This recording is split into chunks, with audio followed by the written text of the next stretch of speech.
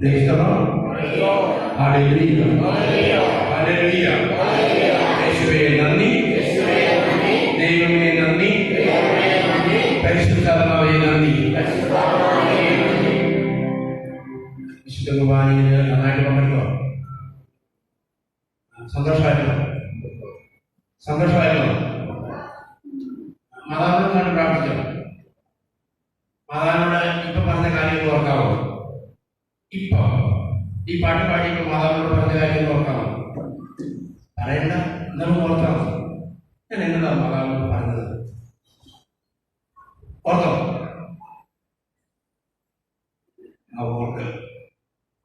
പ്രിയപ്പെട്ടവരെ, ഒരു കാര്യം ചോദിച്ചിട്ട് ഒരു കാര്യം പറഞ്ഞുകൊണ്ടിരിക്കാൻ പോകും.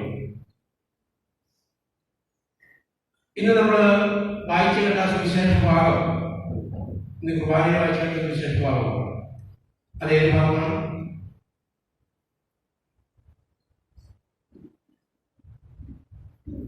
ഏത് ഭാഗം വായിച്ചേ?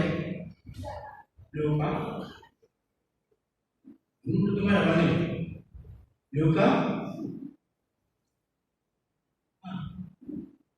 ലൂക്കാതിൽ പറഞ്ഞല്ലോ. അത് വലിയ കാര്യമല്ലോ. ഓക്കെ, 12-ാം അധ്യായത്തിലാണ് നമ്മൾ വായിച്ചത്. 12-ാമത്തെ അധ്യായത്തിൽ നമ്മൾ വായിച്ചത് 31 വാക്യങ്ങളാണ് നമ്മൾ ശ്രദ്ധിച്ചത്. അവിടെ ആ വചനത്തിൽ ഇങ്ങനെയാണ് പറയുക: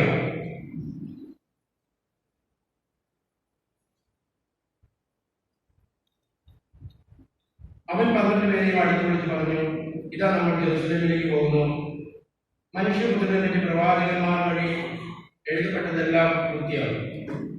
അവൻ വിജാതിയർക്ക് ഏൽപ്പിക്കപ്പെടും. അവർ അവനെ പരിഹസിക്കുകയും അപമാനിക്കുകയും അവന്റെ മേൽ തുപ്പുകയും ചെയ്യും. അവർ അവനെ പ്രഹരിക്കുകയും വധിക്കുകയും ചെയ്യും. എന്നാൽ 3-ാം ദിവസം അവൻ ഉയർത്തെഴുന്നേൽക്കും. ഇക്കാര്യങ്ങൾ ഒന്നും അവർ ഗ്രഹിച്ചില്ല. ഈ പറഞ്ഞതിന്റെ പൊരുൾ അവരിൽ നിന്ന് മറയ്ക്കപ്പെട്ടിരുന്നു. അവർ സംസാരിച്ചിരിക്കവേ അവൻ സംസാരിച്ചവ അവർ മനസ്സിലാക്കിയിരുന്നില്ല. തീർച്ചയായിട്ടും നമ്മുടെ ഈ സമയങ്ങളിൽ ഈ വചനത്തിന്റെ പൊരുള് നമുക്ക് കാര്യമായിട്ടൊന്നും മനസ്സിലായിട്ടില്ല എന്ന് നമ്മൾ ചിന്തിച്ചു പോകും. ഈശോയെ പീഡ സഹിച്ചു, ഇത്രയൊക്കെ നമുക്കറിയാവുന്ന കാര്യമാണ്. എത്രയോ കാര്യങ്ങളായിട്ട് കേൾക്കുന്ന കാര്യമാണ്. തീർച്ചയായും ഇതിന്റെ പൊരുൾ ഗ്രഹിക്കുക എന്നുള്ളതാണ് നമ്മൾ ഈ ധ്യാനത്തിലൂടെ ഉദ്ദേശിക്കുക. നമുക്കൊരു കാര്യത്തിന്റെ പൊരുൾ പറഞ്ഞു തരുന്ന പരിശുദ്ധമാണ്. അതുകൊണ്ട് ഒരു നിമിഷം പരിശുദ്ധമാണ് പ്രാർത്ഥിക്കുക. ഈ 4 ദിവസങ്ങളിൽ ഈശോയുടെ സ്നേഹത്തിൽ അവിടുത്തെ വചനത്തിന്റെ പൊരുൾ ഗ്രഹിക്കുക തക്കവണ്ണം നമ്മുടെ ഹൃദയങ്ങൾ തുറക്കുവാൻ ഈശോ നമ്മളെ അനുഗ്രഹിക്കട്ടെ. നമുക്ക് പരിശുദ്ധമാണെന്ന് പ്രാർത്ഥിച്ചുകൊണ്ട് നമുക്ക് ഈ ഗാനം ആരംഭിച്ചുകൊണ്ട് നമുക്ക് മുഖത്തപ്പെടുത്താം. പാഠപുസ്തകത്തിലെ 1-ാമത്തെ പാഠം.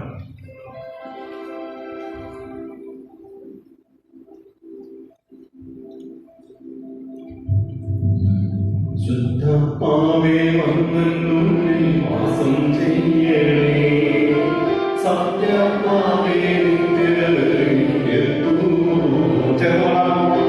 ശുദ്ധപ്പാവേ വന്നുള്ളിൽ വാസം ചെയ്യണേ, സത്യപ്പാവേ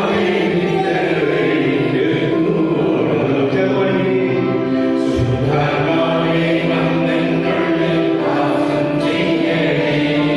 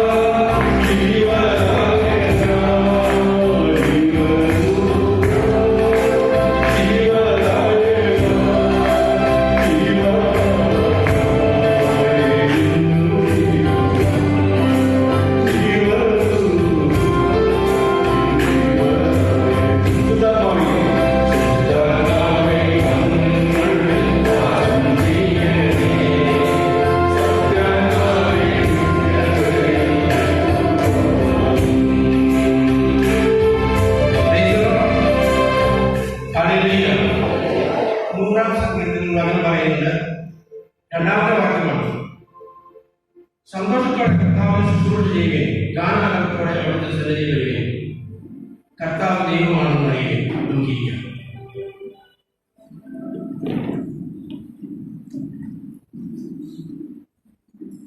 പ്രിയപ്പെട്ടവരെ, സന്തോഷത്തോടെ കർത്താവിനുള്ള ഒരു ശുശ്രൂഷാ ദിനങ്ങളാണ് ഈ പുസ്തകമല്ല. സന്തോഷത്തോടെ കർത്താവിനെ ശുശ്രൂഷ ചെയ്യുകയും ഗാനാലത്തോടെയും പ്രാർത്ഥനയോടെയും കർത്താവ് ദൈവമാണെന്ന് അറിയുന്ന ദിനങ്ങളാണ് ഈ പുസ്തകമല്ല. ഇന്നത്തെ സുവിശേഷ ഭാഗത്തില് നമ്മളെ ഓർമ്മിപ്പിച്ച ആ വചന ഭാഗത്തിലേക്കാണ് നമ്മൾ പ്രവേശിക്കുന്നത്.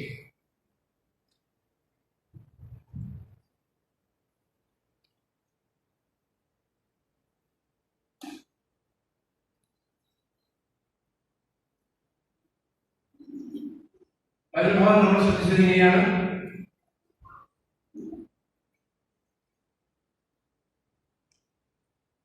ഒരിക്കലും നമ്മളത് ശ്രദ്ധിച്ചുകൊണ്ടാണ് പോകുന്നത്. അവിടെയാണ് നമ്മുടെ ജീവിതത്തിൽ ഇന്നത്തെ ഈ ദിവസങ്ങളിലെ എല്ലാ കാര്യങ്ങളും കർത്താവ് ചേർത്തിരിക്കുന്നത്. അവിടെയാണ് അവിടുന്ന് പറയുന്നു മനുഷ്യപുത്രനെ പറ്റി പ്രവാചകന്റെ ആദ്യമായിട്ട് പ്രസംഗം. ആ പ്രസംഗം അവിടുന്ന് വളരെ മനോഹരമായി പറഞ്ഞ് നമ്മൾ ഒത്തിരി പ്രാവശ്യം കേട്ട് മറന്നുപോയ വാക്യമാണ്. മത്തായിയുടെ സുവിശേഷം 4-ാം അധ്യായം 17 മുതലുള്ള വാക്യങ്ങളിൽ ഇങ്ങനെയാണ് പറയുന്നത്: അപ്പോൾ മുതൽ അവൻ പ്രസംഗിക്കുവാൻ തുടങ്ങി. വചനമുണ്ട് ആരുടെ? ബൈബിൾ ആരുടെ കയ്യിലുണ്ട്? വിശുദ്ധ മത്തായിയുടെ സുവിശേഷത്തിൽ നിന്ന് ഈ വചനം വായിക്കുമ്പോൾ ഈശോ ഇങ്ങനെയാണ് പറഞ്ഞത്: അവൻ പ്രതിവചിച്ചു. അവൻ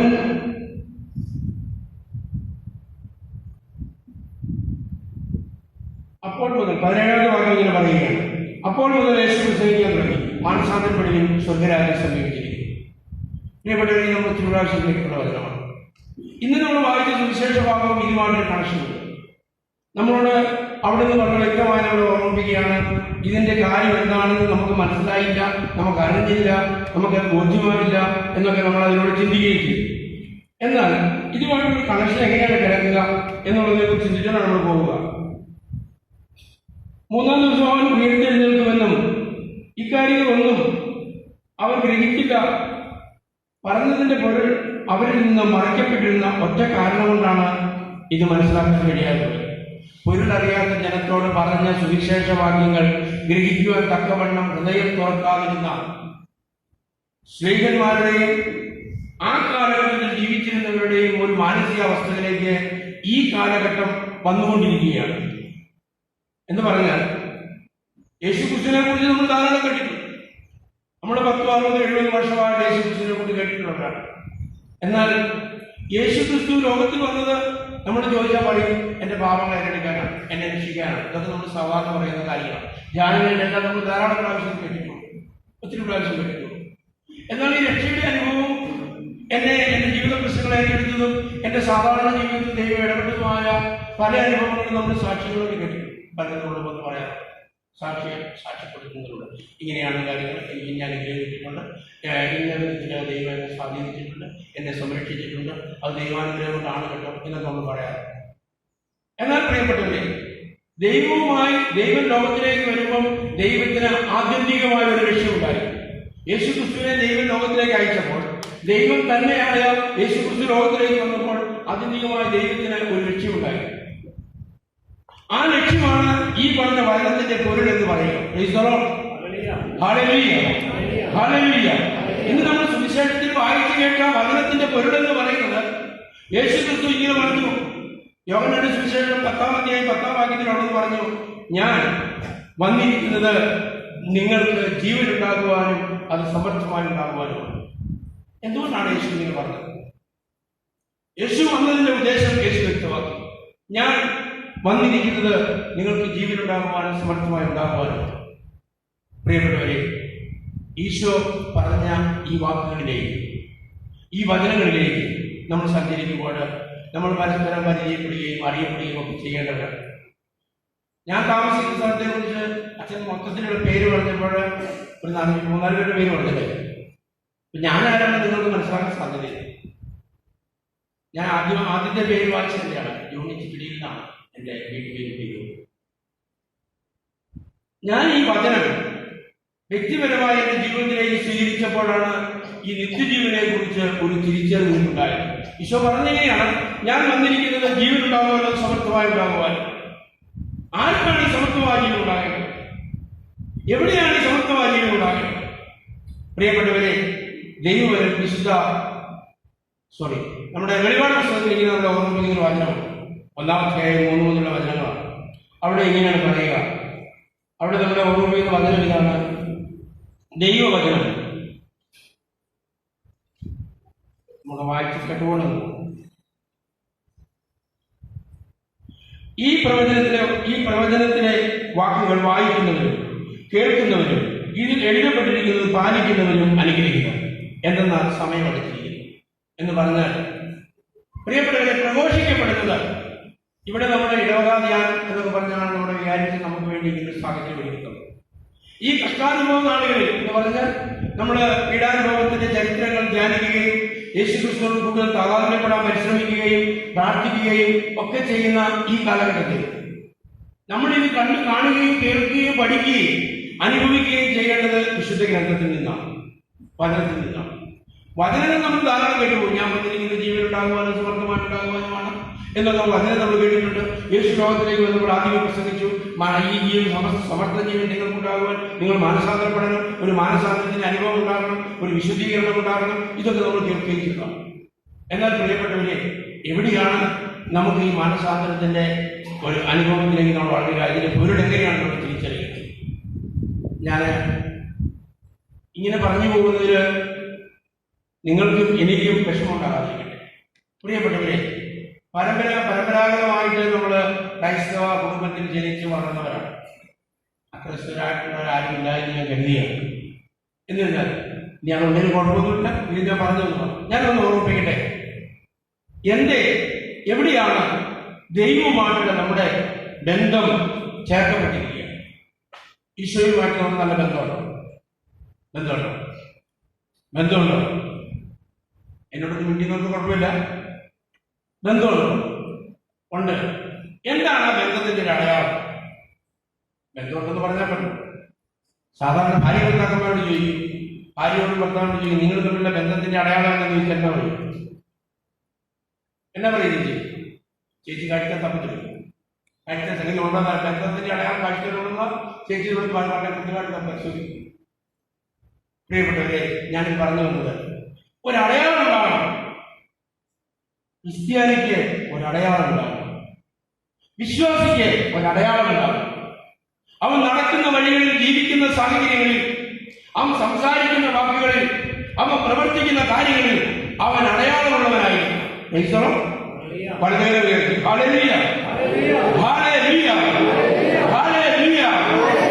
നാളുകളായി, വർഷങ്ങളായി ഇവിടെ വലിയൊരു ധ്യാനം കഴിഞ്ഞു പോയതാണെന്ന് എനിക്കറിയാം.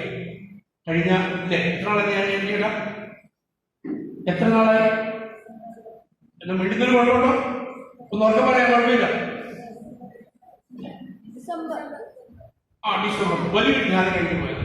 പ്രിയപ്പെട്ടവരെ, അന്നിവിടെ പ്രസംഗിച്ചത് അല്ലെങ്കിൽ പ്രഘോഷിക്കപ്പെട്ടത് എന്തിനെക്കുറിച്ചാണ്? ഇവിടെ പ്രഘോഷിക്കപ്പെട്ടത് എന്താ അവരോട് പറഞ്ഞത്? ധ്യാനിപ്പിക്കാൻ വന്നവര് എന്താ നമ്മൾ പറഞ്ഞത്? എന്തിനെ കുറിച്ചാണ് പറഞ്ഞത്? ധ്യാനിപ്പിക്കാൻ വന്ന എന്തിനെ കുറിച്ചാണ് പറഞ്ഞതെന്ന് ചോദിച്ചാൽ, എന്റെ പൊന്നു ചെറുക്കാൻ നീ എന്നെ വിഷമിപ്പിക്കരുത് എന്ന് വെല്ലുപ്പിച്ചിട്ട് ബഹുഭാവത്തിൽ ഞാൻ ഗ്രഹിക്കുക. വെല്ലുപ്പിച്ച് ധ്യാനിപ്പിക്കാൻ വന്ന വചനത്തെ കുറിച്ചല്ലേ പറയുള്ളൂ. അല്ലേ? ഹല്ലേലൂയ! നന്നായിട്ട് പറഞ്ഞു. ഹല്ലേലൂയ! ശബ്ദമുണ്ട്, നിങ്ങൾ ശബ്ദത്തിൽ പറയാം. ഞാൻ പറയുന്നത് കേൾക്കാമോ? തിരിയുന്നുണ്ടോ? ഞാനിത് സ്പീഡിൽ പറയുമ്പോൾ ചിലപ്പോൾ ഈ പറയുന്ന കർഷകർ സ്ഫുടമാകാതെ വന്നു ഞാൻ ക്ഷമിക്കുന്ന കാര്യം നോക്കിയാൽ മതി. അത് സൂക്ഷിക്കാം. പ്രിയപ്പെട്ടവരെ, പ്രഘോഷിക്കപ്പെട്ടത് ദൈവവചനമാണെങ്കിൽ ഡിസംബർ മുതൽ ഈ സമയം വരെ, ഈ ഏപ്രിൽ മാസം വരെയുള്ള കാലഘട്ടത്തിനിടകൊണ്ട് ഈ പ്രഘോഷിക്കപ്പെട്ട വചനവും നമ്മളുമായിട്ട് എന്തെങ്കിലും ബന്ധമുണ്ടായോ എന്ന് എനിക്ക് സംശയമുണ്ട്. നിങ്ങൾക്കറിയാമോ, കത്തോലിക്കിന് മാത്രമേ ഇതെടുക്കാൻ ലജ്ജയുള്ളൂ. ബാക്കിയുള്ള മറ്റു വിഭാഗങ്ങൾക്കും ഹൈന്ദവർക്കും ഹിന്ദുക്കൾക്കും ഒന്നും ഇതെടുക്കാൻ വലിയൊരു ലജ്ജയിൽ കാണുന്നില്ല. ഇന്ന് പാരമ്പര്യമുള്ള പൂർവികരെന്ന് അവകാശപ്പെടുന്ന വിശ്വാസികളെന്ന് ഉത്തരേശ്വരം പ്രഘോഷിക്കുന്ന കത്തോലിക്കിന് മാത്രമേ ഇത് ചുമക്കുവാനും എടുക്കുവാനും നാണങ്ങളുള്ളൂ. അവർ വളരെ വിരളമായിട്ട് എടുക്കാറുണ്ട്. എന്റെ ചേട്ടാ, ഇത് എടുക്കുമ്പോഴുള്ള കാര്യം വല്ലതുണ്ടോ?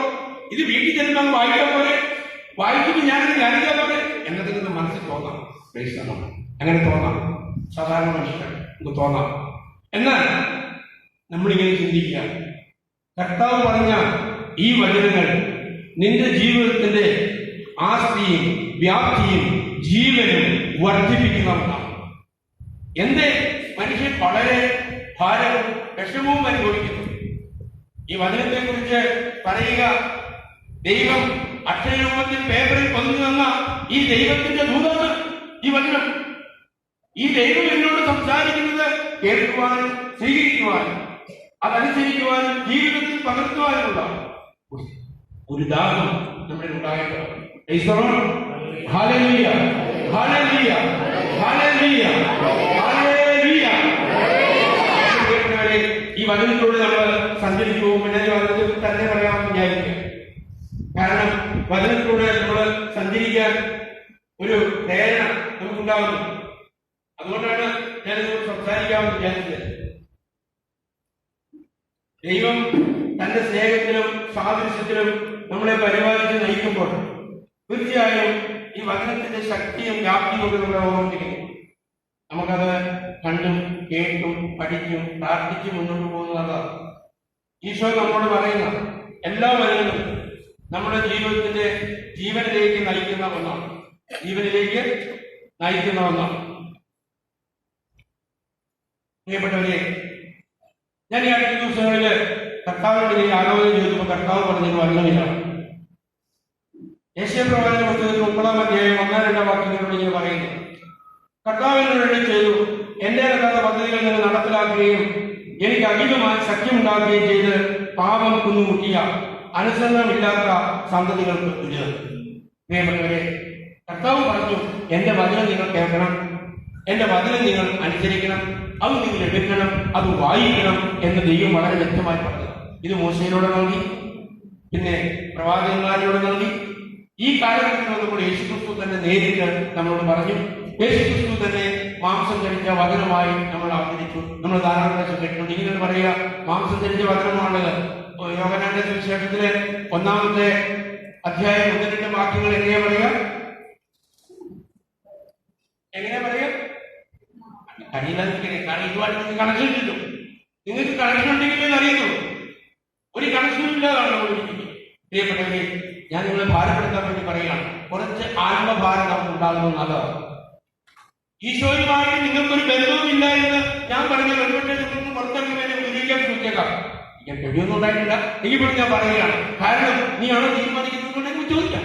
സാധാരണ എന്റെ പ്രിയപ്പെട്ടവരെ, നിന്റെ ദൈവവുമായുള്ള നിനക്കുള്ള ബന്ധത്തെ കുറിച്ചൊരു തിരിച്ചറിവ് നിനക്ക് നഷ്ടപ്പെട്ടാൽ, പ്രിയപ്പെട്ടവരെ, നമ്മളിങ്ങനെ ഉറക്കം തൂങ്ങി ജീവിക്കും.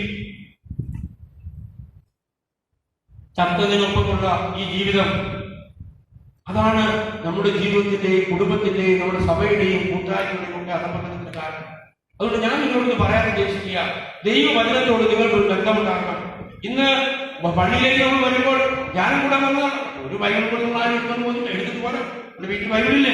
ഇന്നത് വളരെ ഭംഗിയായി സൂക്ഷിക്കുന്ന ഒരു ഭാഗമായി സൂക്ഷിക്കാൻ ഭദ്രമായിട്ട് ഒരു അടുത്തുകൊണ്ട് പ്രതിഷ്ഠിക്കുന്ന ഒരു പരിപാടിയായിട്ട് ദൈവത്തെ പോലും പലർത്ത് പ്രതിഷ്ഠിക്കുള്ളൂ. നമ്മുടെ ജീവിതത്തിൽ ഇടപെടാൻ ആഗ്രഹിക്കുന്ന ഒരു കർത്താവാണ് നമ്മുടെ കർത്താവ്.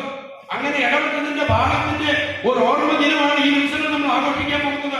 നമ്മുടെ കുരിശിന്റെ വഴിക്ക് അല്പം കുരിശിന്റെ വഴി കിട്ടില്ല. ഞാൻ ചോദിക്കട്ടെ, ഈ കുരിശിന്റെ വഴി കിട്ടിയപ്പോൾ നിങ്ങൾ എന്നോട് പറയണ്ട, നിങ്ങൾക്ക് എന്താ എന്തെങ്കിലും ഒരു ദൈവാനുഭവം നിങ്ങൾക്ക് ഉണ്ടാകണമെന്ന് എനിക്ക് ആഗ്രഹമുണ്ട്. നിങ്ങളുടെ ആത്മസമയം ചെയ്യാൻ ചോദ്യവും ഉത്തരവും നിങ്ങൾ പറ്റാം. ഞാൻ അത് എടുത്ത് പറയുമ്പോൾ നിങ്ങളെ വിധിക്കുവാണെന്ന് തോന്നാം. പ്രിയപ്പെട്ടവരെ, ഞാൻ ഇത്രയും പറഞ്ഞു വന്നപ്പോൾ കർത്താവ് പറഞ്ഞു, പാപം കുന്നുകൂട്ടി അനുസരണമില്ലാത്തവരായിരുന്നു, വചനവുമായി ബന്ധമില്ല, ജീവിത സാഹചര്യങ്ങളിൽ നമുക്ക് തീഷ്ണതയോടെ പ്രാർത്ഥിക്കാൻ കഴിയുന്നില്ല, കഷ്ടതകളും ദുരിതങ്ങളും പ്രശ്നങ്ങളും പീഡനങ്ങളും പ്രതികൂല സാഹചര്യങ്ങളും നമ്മളെ വേട്ടയാടിക്കൊണ്ടിരിക്കുകയാണ്. ക്രൈസ്തവ കുടുംബങ്ങൾ നമ്മുടെ ഈ ദേശത്ത് എനിക്ക് വ്യക്തമായി അറിയില്ല, എങ്കിൽ പോലും ഇവിടെ സാധാരണ ജനമാണെന്നാണ് പറഞ്ഞത്. പക്ഷെ നിങ്ങളുടെ ഇരിപ്പും ഭാവം കണ്ടിട്ട് അത്ര പന്തിയാണെന്ന് എനിക്ക് തോന്നുന്നില്ല. ക്രൈസ്തവ എന്നോട് ക്ഷമിക്കണം. നിങ്ങളുടെ ഭാവവും രീതിയിൽ കണ്ടിട്ട് നിങ്ങളുടെ ജീവിതാവസ്ഥ അത്ര മെച്ചപ്പെട്ടതാണ് എനിക്ക് തോന്നുന്നില്ല. സമ്പത്തല്ല നമ്മുടെ ജീവിതത്തിന്റെ മെച്ചമെന്ന് പറയുക, ആരോഗ്യമല്ല നമ്മുടെ ജീവിതത്തിന്റെ മെച്ചമെന്ന് പറയുക. അതൊക്കെ നമുക്ക് മെച്ചമാണെന്ന് നമുക്ക് പറയാം. എന്നാൽ ദൈവവുമായിട്ട് നമ്മുടെ ജീവിതത്തിൽ മെച്ചപ്പെട്ട ഒരു അനുഭവം നമുക്ക് ഉണ്ടാകുന്നില്ലെങ്കിൽ പ്രിയപ്പെട്ടവരെ, നമ്മളിങ്ങനെ പ്ലാനബദ്ധരായിട്ടിരിക്കണം. വലിയ ദുഃഖത്തിലും വലിയ സങ്കടത്തിലും ഒക്കെ ഇരിക്കുന്ന പോലെ, അതായത് ഈ ഞങ്ങൾ നാടൻ പറഞ്ഞു, ഞങ്ങൾ കയറിക്കാരായതുകൊണ്ട് ഞങ്ങളുടെ ഭാഷ നിങ്ങൾ പിടിക്കുമെന്ന് എനിക്കറിയത്തില്ല, ഞങ്ങൾ ഇവിടെ ഈ ചന്ത വീട്ടിൽ പരിശോധിച്ചുകൊണ്ടിരിക്കുന്നു. എങ്ങനെയാണ് എങ്ങനെയായിരുന്നു ചന്ത വീട്ടില് മരിച്ചവരിയ്ക്കുന്ന പോലെയാണ്. ചില വ്യാകുല മാതാവിന്റെ മുഖത്തേക്ക് കലാകാരൻ വ്യാകുല മാതാവിന്റെ ഫോട്ടോ ഒക്കെ ഉണ്ടായിരുന്നു. അവിടെ ഫോട്ടോയിൽ പ്രത്യേകം വളരെ വിഷമിച്ച് ഭാരം പിടിക്കുന്ന മാതാവിനെ ഇറങ്ങിയിരിക്കും. വളരെ സങ്കടപ്പെടുന്ന മാതാവ്. പ്രിയപ്പെട്ടവരെ, തെസ്സലോനിക്കർക്കെഴുതിയ ലേഖനത്തിലൂടെ പൗലോസ് പറയുന്ന വാചകം അത് നമ്മൾ എങ്ങനെ ഇരിക്കണം എന്നുള്ളതാണ് പൗലോസ് പറയുന്നത്. കാരണം വചനവുമായി ബന്ധമില്ലാത്തത് കൊണ്ട് അതേക്കുറിച്ച് നമുക്കൊരു പിടിയില്ല. വീട്ടിൽ അത്യാവശ്യം പിടിച്ചു വരുമ്പോൾ അല്പസമയം വായിക്കും. മകനോ ഭാര്യയോ ഉണ്ടെങ്കിൽ ഭർത്താവ് പറയും, അപ്പം പറയും വായിക്കണം, വഴി വായിക്കില്ല, വായിക്കണം, വായിക്കുമ്പോ പോലും വേറെ കാര്യം ആലോചിക്കുന്നു, കാര്യമായൊന്നും ഇത് ആലോചിക്കും. ഈ വായിച്ചവനും ഒരു അല്പം നേരം കഴിഞ്ഞ് കാക്കാ ഇന്ന് വായിക്കും വായനയാണെന്ന് ചോദിച്ചാൽ അവര് മറന്നുപോകും. എല്ലാ ഞായറാഴ്ച കുർബാനയും വന്ന് നമ്മള് കുർബാന കൂടിയിട്ട് പോകും. 2 ഭാഗം ഞായറാഴ്ച കുർബാന ഞങ്ങളുടെ 4 ഇവിടെ 4 വായിക്കുന്നു ഉണ്ടാകും. 3 വായിക്കും. ഞാൻ ചോദിക്കട്ടെ, നമ്മൾ ചിന്തിക്കുന്നുണ്ടോ? ജീവിതത്തിൽ ധ്യാനിക്കുന്നുണ്ടോ? പ്രിയപ്പെട്ടവരെ, നമ്മൾ ആയിരിക്കേണ്ട അവസ്ഥയിലേക്ക് വളരാൻ കഴിയാത്ത ഒരു കാരണം നമ്മുടെ അശ്രദ്ധാപരമായ ജീവിതമാണ്. ആധ്യാത്മിക ജീവിതത്തിലെ അശ്രദ്ധ ഇന്ന് നമ്മുടെ ജീവിതത്തെയും കുടുംബത്തെയും കുഞ്ഞുങ്ങളെയും സൃഷ്ടിച്ചുകൊണ്ടിരിക്കുകയാണ്.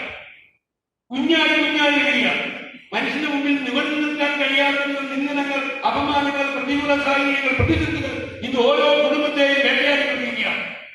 അതിന്റെ മർമാവയ്യ പറഞ്ഞു, അവൻ അറങ്ങുന്ന സുഖത്തെ പോലെ അവൻ ചുറ്റിക്കിറങ്ങാൻ ഇറങ്ങിയിട്ടുണ്ട്. സമയം പൂർത്തിയായിരിക്കുന്നു. അവനെ ശ്രദ്ധിക്കേണ്ട, അവനിൽ നിന്ന് വിട്ടുമാറേണ്ട സമയമാണ്. ഇന്ന് അന്ത്യകാല പ്രവാചകന്മാർ ധാരാളമുള്ള സമയമാണ്. അവൻ ഇപ്പോൾ തന്നെ ലോകാവസാനാകും എന്ന് പറഞ്ഞ പ്രഭാഷണങ്ങൾ ധാരാളമാണ്. പക്ഷെ ബൈബിളിലെ ആ കാര്യത്തെ കുറിച്ച് പറഞ്ഞിരിക്കുന്നത് സഭ പഠിപ്പിക്കുന്നത് ഒത്തിരി വ്യത്യസ്തമാണ്. പ്രിയപ്പെട്ടവരെ, എല്ലാ കാലഘട്ടത്തിലും എല്ലാ യുഗങ്ങൾക്കും ഒരു അന്ത്യം. ഈ കാലഘട്ടത്തിന്റെ ഈ യുഗങ്ങൾക്കും ഒരു പരിവർത്തനം ഉണ്ടാകാനുള്ള സാധനം അത് സമർപ്പിക്കും. പ്രിയപ്പെട്ടവരെ, ഇത് നമ്മളെ ആത്മനാ ബോധ്യപ്പെടുത്തുന്ന ദൈവിക ഒരു ജ്ഞാനം നമ്മളെ ഭരിക്കാൻ നമ്മൾ ആഗ്രഹിക്കേണ്ടത്. ഈശോയോട് പ്രത്യേകം പറഞ്ഞ് പ്രാർത്ഥിക്കേണ്ടതാണ്. ദൈവം നമ്മളായിരിക്കേണ്ട അവസ്ഥയെ കുറിച്ച് ഇങ്ങനെ പറയുകയാണ്. തെസ്സലോനിക്കർക്കെഴുതിയ ലേഖനം 5-ാം അധ്യായം 16 വാക്യങ്ങളാണ്. അവിടെ ഇങ്ങനെ പറയുക, എപ്പോഴും സന്തോഷത്തോടെ ഇരിക്കുകയും ഇടവിടാതെ പ്രാർത്ഥിക്കുകയും എല്ലാ കാര്യങ്ങളിലും നന്ദി പ്രകാശിപ്പിക്കുകയും ഇതാണ് യേശുക്രിസ്തുവിൽ നിങ്ങളെ സംബന്ധിച്ചുള്ള ദൈവം. എന്താണ്? ഒന്നുകൂടെ വായിക്കാം. അത് കഴിഞ്ഞ് നിങ്ങൾ എല്ലാവരും പറയണം. എപ്പോഴും സന്തോഷത്തോടെ ഇരിക്കുകയും ഇടവിടാതെ പ്രാർത്ഥിക്കുകയും എല്ലാ കാര്യങ്ങളിലും നന്ദി പ്രകാശിപ്പിക്കുകയും ഇതാണ് യേശുക്രിസ്തുവിൽ എന്നെ സംബന്ധിച്ചുള്ള ദൈവം. ഒന്ന് പറയാമോ? എല്ലാവരും ചേർന്നോ?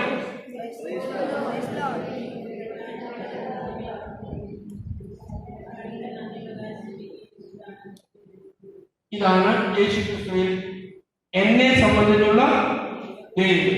ഈ കാര്യമൊന്ന് മാറോട് ചേർത്ത് സംഘടിക്കുമ്പോ ദൈവം നിങ്ങളോട് കാര്യം പറയുകയാണ്. നിന്റെ പേര് വിളിച്ചിട്ടാണ് ദൈവം പറയുന്നത്.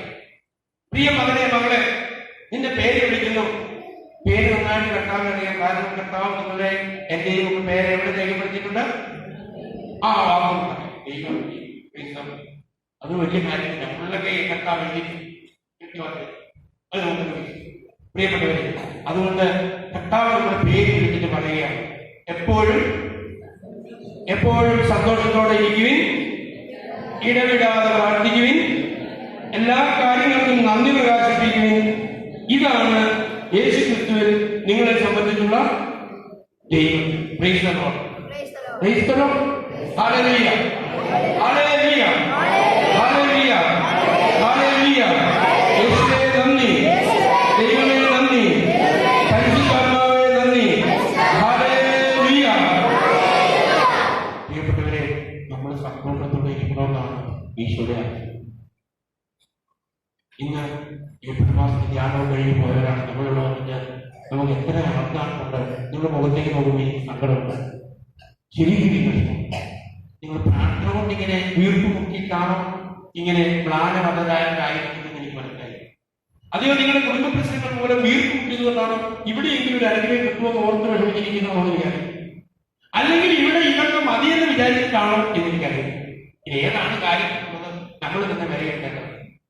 ഇത്രയൊക്കെ മതി. പ്രിയപ്പെട്ടവരെ, ദൈവത്തിന്റെ ഇഷ്ടമെന്ന് പറയുന്നത് നമ്മൾ സന്തോഷത്തോടെ ഇരിക്കണം, നമ്മൾ സമാധാനത്തോടെ ഇരിക്കണം, നമ്മൾ ഇടപെടാതെ ദൈവത്തിന് നൽകിയ അനുഗ്രഹങ്ങൾക്ക്, ദൈവം നൽകിയ അനുഗ്രഹങ്ങൾക്ക് നന്ദി പ്രകാശിപ്പിക്കണമെന്നും ഇടപെടലില്ലാതെ ഒരു പ്രാർത്ഥന അനുഭവം വ്യക്തിപരമായി ഉണ്ടാകും എന്നുള്ളതാണ്. പ്രിയപ്പെട്ടവരെ, അത് ദൈവം പറഞ്ഞത് ദൈവം പറഞ്ഞ രീതിയിൽ ക്രമീകരിക്കുമ്പോൾ മാത്രമേ അത് ക്രമീകരിക്കപ്പെടൂ. ദൈവം പറഞ്ഞ രീതി അത് നമ്മുടെ ജീവിതത്തിലേക്കാണ്. പ്രിയപ്പെട്ടവരെ, ഈ ദൈവവുമായി നിങ്ങൾക്ക് ഇനിയെങ്കിലും ഒരു ബന്ധമുണ്ടാകണമെന്ന് ഞാൻ ആഗ്രഹിക്കുകയാണ്. ഈ കഴിഞ്ഞ കാലങ്ങളിലൊക്കെ ഈ വചനവുമായി മുന്നോട്ട് പോയപ്പോൾ കർത്താവ് നമ്മളെ പഠിപ്പിക്കുന്ന ഓർമ്മിപ്പിക്കുന്ന ഒരു കാര്യമുണ്ട്.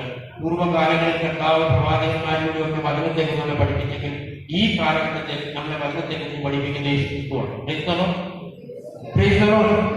ആരാ പഠിപ്പിക്കുന്നത്? ആരാ പഠിപ്പിക്കുന്നത്? യേശുക്രിസ്തുവാണ് പഠിപ്പിക്കുന്നത്. യേശുക്രിസ്തു പഠിപ്പിക്കുന്നത് പിള്ളേർക്ക് ഇച്ചിരി ഉഷാറാണ്. കാരണം ഈ സുവിശേഷോത്സവം നോക്കുക അല്ലെ,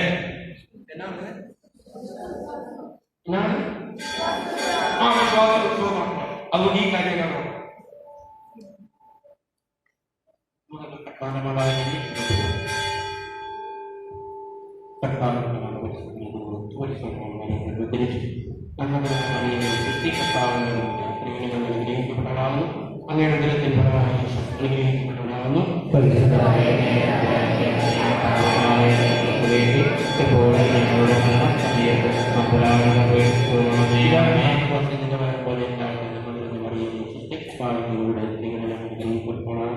അങ്ങയുടെ ദിനത്തിൽ അനുഗ്രഹിക്കപ്പെട്ടവരാകുന്നു. അങ്ങയുടെ ദിനത്തിൽ പരമായി അനുഗ്രഹിക്കപ്പെട്ടവരാകുന്നു.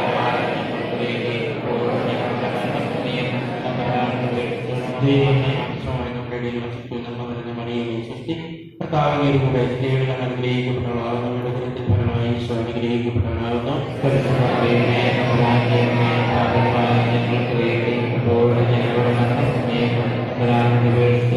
ഈശോയുടെ വാഗ്ദാനങ്ങൾക്ക് ഞങ്ങൾ യോഗ്യരാകുക.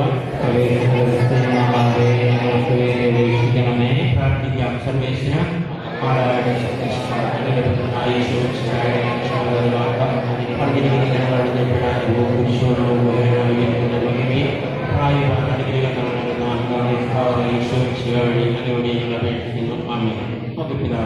പിതാവ് പുത്രനും പരിശുദ്ധാത്മാവിനും സ്തുതി. പിതാവിനും പുത്രനും പരിശുദ്ധാത്മാവിനും സ്തുതി. പിതാവിനും പുത്രനും പരിശുദ്ധാത്മാവിനും സ്തുതി. പ്രിയപ്പെട്ടവരെ, ഒരു രണ്ട് കഥയൊക്കെ പറഞ്ഞ് ഇത്തിരി രസമൊക്കെ പറഞ്ഞ് മുന്നോട്ട് പോയാൽ കൊള്ളാമെന്ന് എനിക്ക് ആഗ്രഹമുണ്ട്. കുറച്ച് കഥയൊക്കെ വേണം പറയാൻ അറിയിച്ചു. ഒത്തിരി കഥയെന്ന് പറഞ്ഞു, കുറച്ച് കഥയൊക്കെ എനിക്ക് അറിയിച്ചു. ഇന്ന് ലേഖനത്തിന് വായിക്കും ഭാഗമുണ്ട്. ഏത് ഭാഗമാണ്?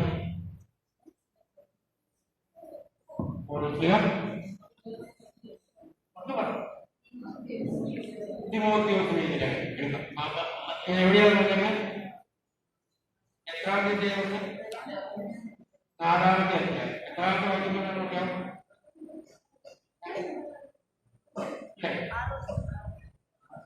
16 ഞാൻ കേട്ടതാണ്. കൊട്ടേഷൻ ഞാൻ ഓർത്തു. ഞാൻ കേട്ടോളൂ, കേട്ടോളൂ കുറെ അപ്പൊ ഭരണഭാഗം വായിക്കുന്നത് കുറച്ച് നല്ല ഒട്ടയെ വായിച്ചു കേട്ടാൽ അത് ഞാൻ ഒരിക്കൽ കൂടി വായിക്കണം. ഇക്കാര്യങ്ങൾ നമ്മുടെ സഹോദരങ്ങളെ ശ്രദ്ധയിൽപ്പെടുത്തിയാൽ നീ യേശു ക്രിസ്തുവിന്റെ നല്ല ശുശ്രൂഷനായി. ഇത് ഞാൻ പറയാൻ കാരണം ഈ കാര്യങ്ങൾ എന്റെ പ്രിയപ്പെട്ട നിങ്ങളോട് ഞാൻ പറഞ്ഞാൽ ഞാൻ ഒരു നല്ല ശുശ്രൂഷകനായിരിക്കും എന്നാണ് പറയുന്നത്. എനിക്ക് അങ്ങനെ ഒരു ആഗ്രഹമുണ്ട്. ഇത് നിങ്ങളോട് പറഞ്ഞ് ഒരു നല്ല ശുശ്രൂഷകനാകുമോ? കുഴപ്പമുണ്ടോ? കുഴപ്പമുണ്ടോ? എന്തേലും കുഴപ്പമുണ്ട കഴിയുമോ? വളരെ അത് കഴിഞ്ഞു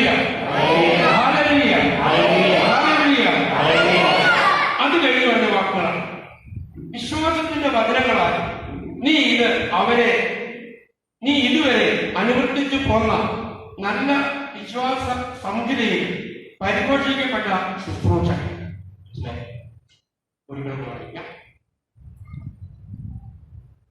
ഇക്കാര്യങ്ങൾ നമ്മുടെ സഹോദരനെ ശ്രദ്ധയിൽപ്പെടുത്തിയ നീ യേശുക്രിസ്തുവിന്റെ നല്ല ശുശ്രൂഷകളായി വിശ്വാസത്തിന്റെ വചനങ്ങളാൽ നീ ഇതുവരെ അനുവർത്തിച്ചു പോകുന്ന നല്ല വിശ്വാസ സംഹിതയാൽ പരിപോഷിക്കപ്പെട്ട നല്ല ശുശ്രൂഷകൾ.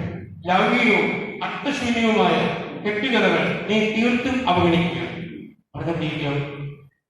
ഇത് നിങ്ങളോട് പറഞ്ഞാൽ ഈ 5 ദിവസവും പറയാനുള്ള കാര്യങ്ങൾ നിങ്ങൾക്ക് ഇഷ്ടപ്പെട്ടാലും താല്പര്യപ്പെട്ടാലും നമ്മൾ ഈ സത്യം പറയുന്ന ഈ വേട്ടാൻപാലം നിവാസികൾക്ക്, ഇപ്പോൾ ദേവാലയത്തിൽ ഇരിക്കുന്നവർക്ക്, ഈ ശബ്ദം കേൾക്കുന്നവർക്ക് ഇഷ്ടപ്പെട്ടാലും ഇഷ്ടപ്പെട്ടില്ലെങ്കിൽ പറയാനൊക്കെ പറ്റില്ല.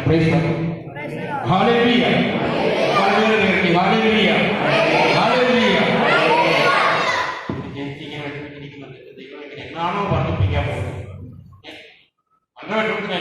ചേച്ചി പേടിക്കണ്ട, ചേച്ചിയുടെ കാര്യം തന്നെ പറയാം. അടുത്ത വാക്ക് ഇങ്ങനെയാ പറയുന്നത്: നിങ്ങൾ ലൗകികവും അർത്ഥശൂന്യവുമായ കെട്ടുകഥകൾ തീർത്തും അവഗണിക്കുക. ഇന്ന് നിങ്ങളോട് ഞാൻ പറഞ്ഞതല്ല, സഭ നമ്മളെ പ്രബോധിപ്പിച്ച വചനമാണ്. ഇത് ഞാൻ നിങ്ങളോട് പറയാൻ വേണ്ടി വന്ന കാര്യമല്ല. പ്രിയപ്പെട്ടവരെ, തീർത്തും കെട്ടുകഥകൾ നിങ്ങൾ അവഗണിക്കണം. അർത്ഥശൂന്യമായ ജീവിത രീതികളും വാക്കുകളും അർത്ഥശൂന്യമായ കേട്ടുകളിലേക്ക് നിങ്ങൾ സഞ്ചരിക്കരുത് എന്ന് കർത്താവ് പറയുകയാണ്. എന്നിട്ട് അടുത്ത വാക്കുകൾ ഇങ്ങനെയാണ്: ദൈവഭക്തിയിൽ പരിശീലനം നേടുക. പ്രിയപ്പെട്ടവരെ, എങ്ങനെ കർത്താവ് മുന്നോട്ട് വിളിച്ചുകൊണ്ട് വന്നത് ദൈവഭക്തിയിൽ എങ്ങനെ വളർത്താം എന്നുള്ളതിനെ കുറിച്ച് പറയാൻ കഴിയാമെന്നാണ് എന്റെ വിശ്വാസവും പ്രതീക്ഷയും. ഈ വെള്ളംപാറയിൽ, ഈ പ്രദേശത്തെ ഇടവയിൽ, ഇടവയിൽ ദേവാലയത്തിൽപ്പെട്ട വിശ്വാസികൾ ദൈവഭക്തിയിൽ വളരുന്നതിനെ കുറിച്ച് മാത്രമേ നിങ്ങളോട് സംസാരിക്കാൻ കർത്താവ് ഇന്ന് എന്നോട് ആവശ്യപ്പെടുന്നുള്ളൂ. കഥകൾ പറഞ്ഞു പോകാൻ എനിക്ക് ധാരാളം, ഒത്തിരിയേറെ കഥകൾ പറയാം, അല്ലെങ്കിൽ ഒത്തിരിയേറെ കാര്യങ്ങൾ. കർത്താവ് പറഞ്ഞത് ഇങ്ങനെയാണ്: ഇത് ദൈവഭക്തി എങ്ങനെ വളരാം എന്നുള്ളതിനെ കുറിച്ചാണ് നിങ്ങളോട് പറയാൻ. അടുത്ത വാക്ക് ഇങ്ങനെയാണ് പറയുക: ശാരീരികമായ പരിശീലനം കൊണ്ട് കുറച്ച് പ്രയോജനമുണ്ട്, എന്നാൽ ആത്മീയത എല്ലാ വിധത്തിലും പിന്നെയുള്ളതാണ്. ശാരീരികമായിട്ടുള്ള പറയാൻ ഇപ്പൊ നമുക്കറിയാമല്ലോ, ശാരീരികമായിട്ടുള്ള ജീവിതത്തിലാണ് നമ്മൾ മുഴുവൻ ജീവിക്കുന്നത്. ഷുഗർ പിടിച്ചു, രാവിലെ നടക്കാൻ പോകണോ, അങ്ങനെ രാവിലെ ഞങ്ങളുടെ നാട്ടിൽ ഇവിടെ ആനകളൊന്നും നടക്കാൻ പോകണമെന്ന് കാര്യം ആനകളോട് രാത്രി നടക്കാൻ ഇങ്ങനെ എക്സസൈസ് കൊണ്ട് മനുഷ്യൻ വീട്ടിൽ. അതുകൊണ്ട് ഒരു കാര്യം, ശാരീരികമായ പരിശീലനം കൊണ്ടാണ് മനുഷ്യൻ. ആത്മീയത എല്ലാ വിധത്തിലും വിലയുള്ളതാണ്. എന്തുകൊണ്ടെന്നാൽ ഈ ജീവിതത്തെയും വരാനിരിക്കുന്ന ജീവിതത്തെയും സംബന്ധിക്കുന്ന വാഗ്ദാനങ്ങൾ ഉൾക്കൊള്ളുന്ന വചനം ഈ ജീവിതത്തെ, ഈ കാലഘട്ടത്തെ, ഈ ജീവിതത്തെ, ഇപ്പോൾ നമ്മൾ ആയിരിക്കുന്ന അവസ്ഥയെ ഉൾക്കൊള്ളുന്ന, സംബന്ധിക്കുന്ന വാഗ്ദാനങ്ങൾ ഉൾക്കൊള്ളുന്ന ദൈവ വചനം വിശ്വാസയോഗ്യവും തികച്ചും സ്വീകാര്യവുമാണ്. എന്റെ പ്രിയപ്പെട്ടവരെ, എന്റെ നിങ്ങൾക്ക് വചനത്തിൽ വിശ്വാസമില്ലാത്തതുകൊണ്ടാണോ നിങ്ങൾ വചനവുമായിട്ട് കണക്ഷനില്ലായിരിക്കുക? നമ്മള് നിരന്തരമായി വചനം വായിച്ച് ധ്യാനിച്ച് വചനത്തിൽ കേട്ടിരിക്കേണ്ടവരാണ്. നമ്മുടെ ജീവിതത്തിന്റെ സകല ചോദ്യങ്ങൾക്കും സകല പ്രശ്നങ്ങൾക്കും സകല ആവശ്യങ്ങൾക്കും ഉത്തരം കിടക്കുന്നത്, അല്ലെങ്കിൽ ദൈവം നമുക്ക് ഉത്തരം നൽകുന്നത്, അല്ലെങ്കിൽ ദൈവം നമ്മളെ അനുഗ്രഹിക്കുന്നത് ഈ വിശുദ്ധ വചനത്തിലൂടെ. ഈ വചനവുമായിട്ടുള്ള നമ്മുടെ ബന്ധം വളരെ ആഴത്തിലുണ്ടാകണം. അതുണ്ടാകുന്നതിന് വേണ്ടിയാണ് ഞാൻ നിങ്ങളോട് സംസാരിക്കുന്നത്. വചനം നിങ്ങൾ എടുക്കണം, വചനം നിങ്ങൾ വായിക്കണം, വചനം നിങ്ങൾ ധ്യാനിക്കണം, വചനം നിങ്ങൾ വീട്ടിൽ പറയണം, വചനം നിങ്ങൾ നിന്റെ ജീവിതക്കാരോട് പറയണം, ഭാര്യയോട് പറയണം, വചനമായി സംസാരിക്കണം. എടി കർത്താവിന്റെ വചനത്തിൽ ഇങ്ങനെയാണ് പറഞ്ഞത്. പിന്നെ ഭാര്യ ഭർത്താവിനോട് പറയണം, എന്റെ ചേട്ട കർത്താവ് പറഞ്ഞ വചനം ഇതാണ് കേട്ടോ, ഇന്ന് കർത്താവ് പറഞ്ഞ വചനം ഇതാണ്. എനിക്ക് ഇത്രയൊക്കെ മനസ്സിലായി. നമുക്ക് മനസ്സിലാക്കുന്ന രീതി, തിരിഞ്ഞ രീതി നമ്മുടെ കാരണത്തിനാണ് നമുക്ക് തിരിഞ്ഞതുപോലെ നമ്മൾ പറയാം. അത് കാരണം ഇത് മാത്രമേ എനിക്ക് വിശ്വസിക്കാൻ കൊള്ളാവുന്നുള്ളൂ. Praise the Lord. Hallelujah. Hallelujah. വിശ്വസിക്കാൻ കൊള്ളാവുന്ന ഒന്ന് ഇത് മാത്രമേ ഉള്ളൂ, വേറെ ഒന്നുമില്ല. ഞാൻ നിങ്ങളോട് കാര്യം പറയാം. എന്റെ തൊട്ടയൽവക്കത്ത് ഒരു അപ്പനും അമ്മയും ഇന്നലെ വൈകുന്നേരം അവരുടെ വീട്ടിലേക്ക് എന്നെ വിളിച്ചു. ഞാൻ ചെല്ലണ്ടേ? അവർ ചെന്നപ്പോൾ പറഞ്ഞൊരു കാര്യമാണ്. എന്റെ ജോലി ഇപ്പൊ എന്റെ ചെറുക്കൻ്റെ വിവാഹം ആകെ പ്രശ്നമാണ്. ഒരു കുട്ടിയുണ്ട്, എറണാകുളത്താണ് താമസിക്കുക, ഞാൻ താമസിക്കുന്നത് ഹൈറേഞ്ചിലാണ്. അവർ പറയുന്ന വാക്കിലാണ്, ബന്ധം പിരിയാൻ പോവുക. പ്രിയപ്പെട്ടവരെ, നൂറുകണക്കിന് അല്ല ആയിരക്കണക്കിന് കുടുംബ ബന്ധങ്ങൾ കത്തോലിക്ക ഭവനത്തിൽ നിന്ന് വേദനിച്ചുകൊണ്ടിരിക്കുന്ന കാലമാണ്. പല കാരണവന്മാരും എങ്ങനെ പരിഹരിക്കാമെന്ന് അറിയാമല്ലോ വിഷമിച്ചുകൊണ്ടിരിക്കുക. ചിലർ വേർപിരിയാൻ റെഡിയാക്കി നിൽക്കുന്നു, ചിലർ വേർപിരിയാൻ മനസ്സാക്കി നിൽക്കുന്നു, ചിലർ കേസ് കൊടുത്തിരിക്കുന്നു.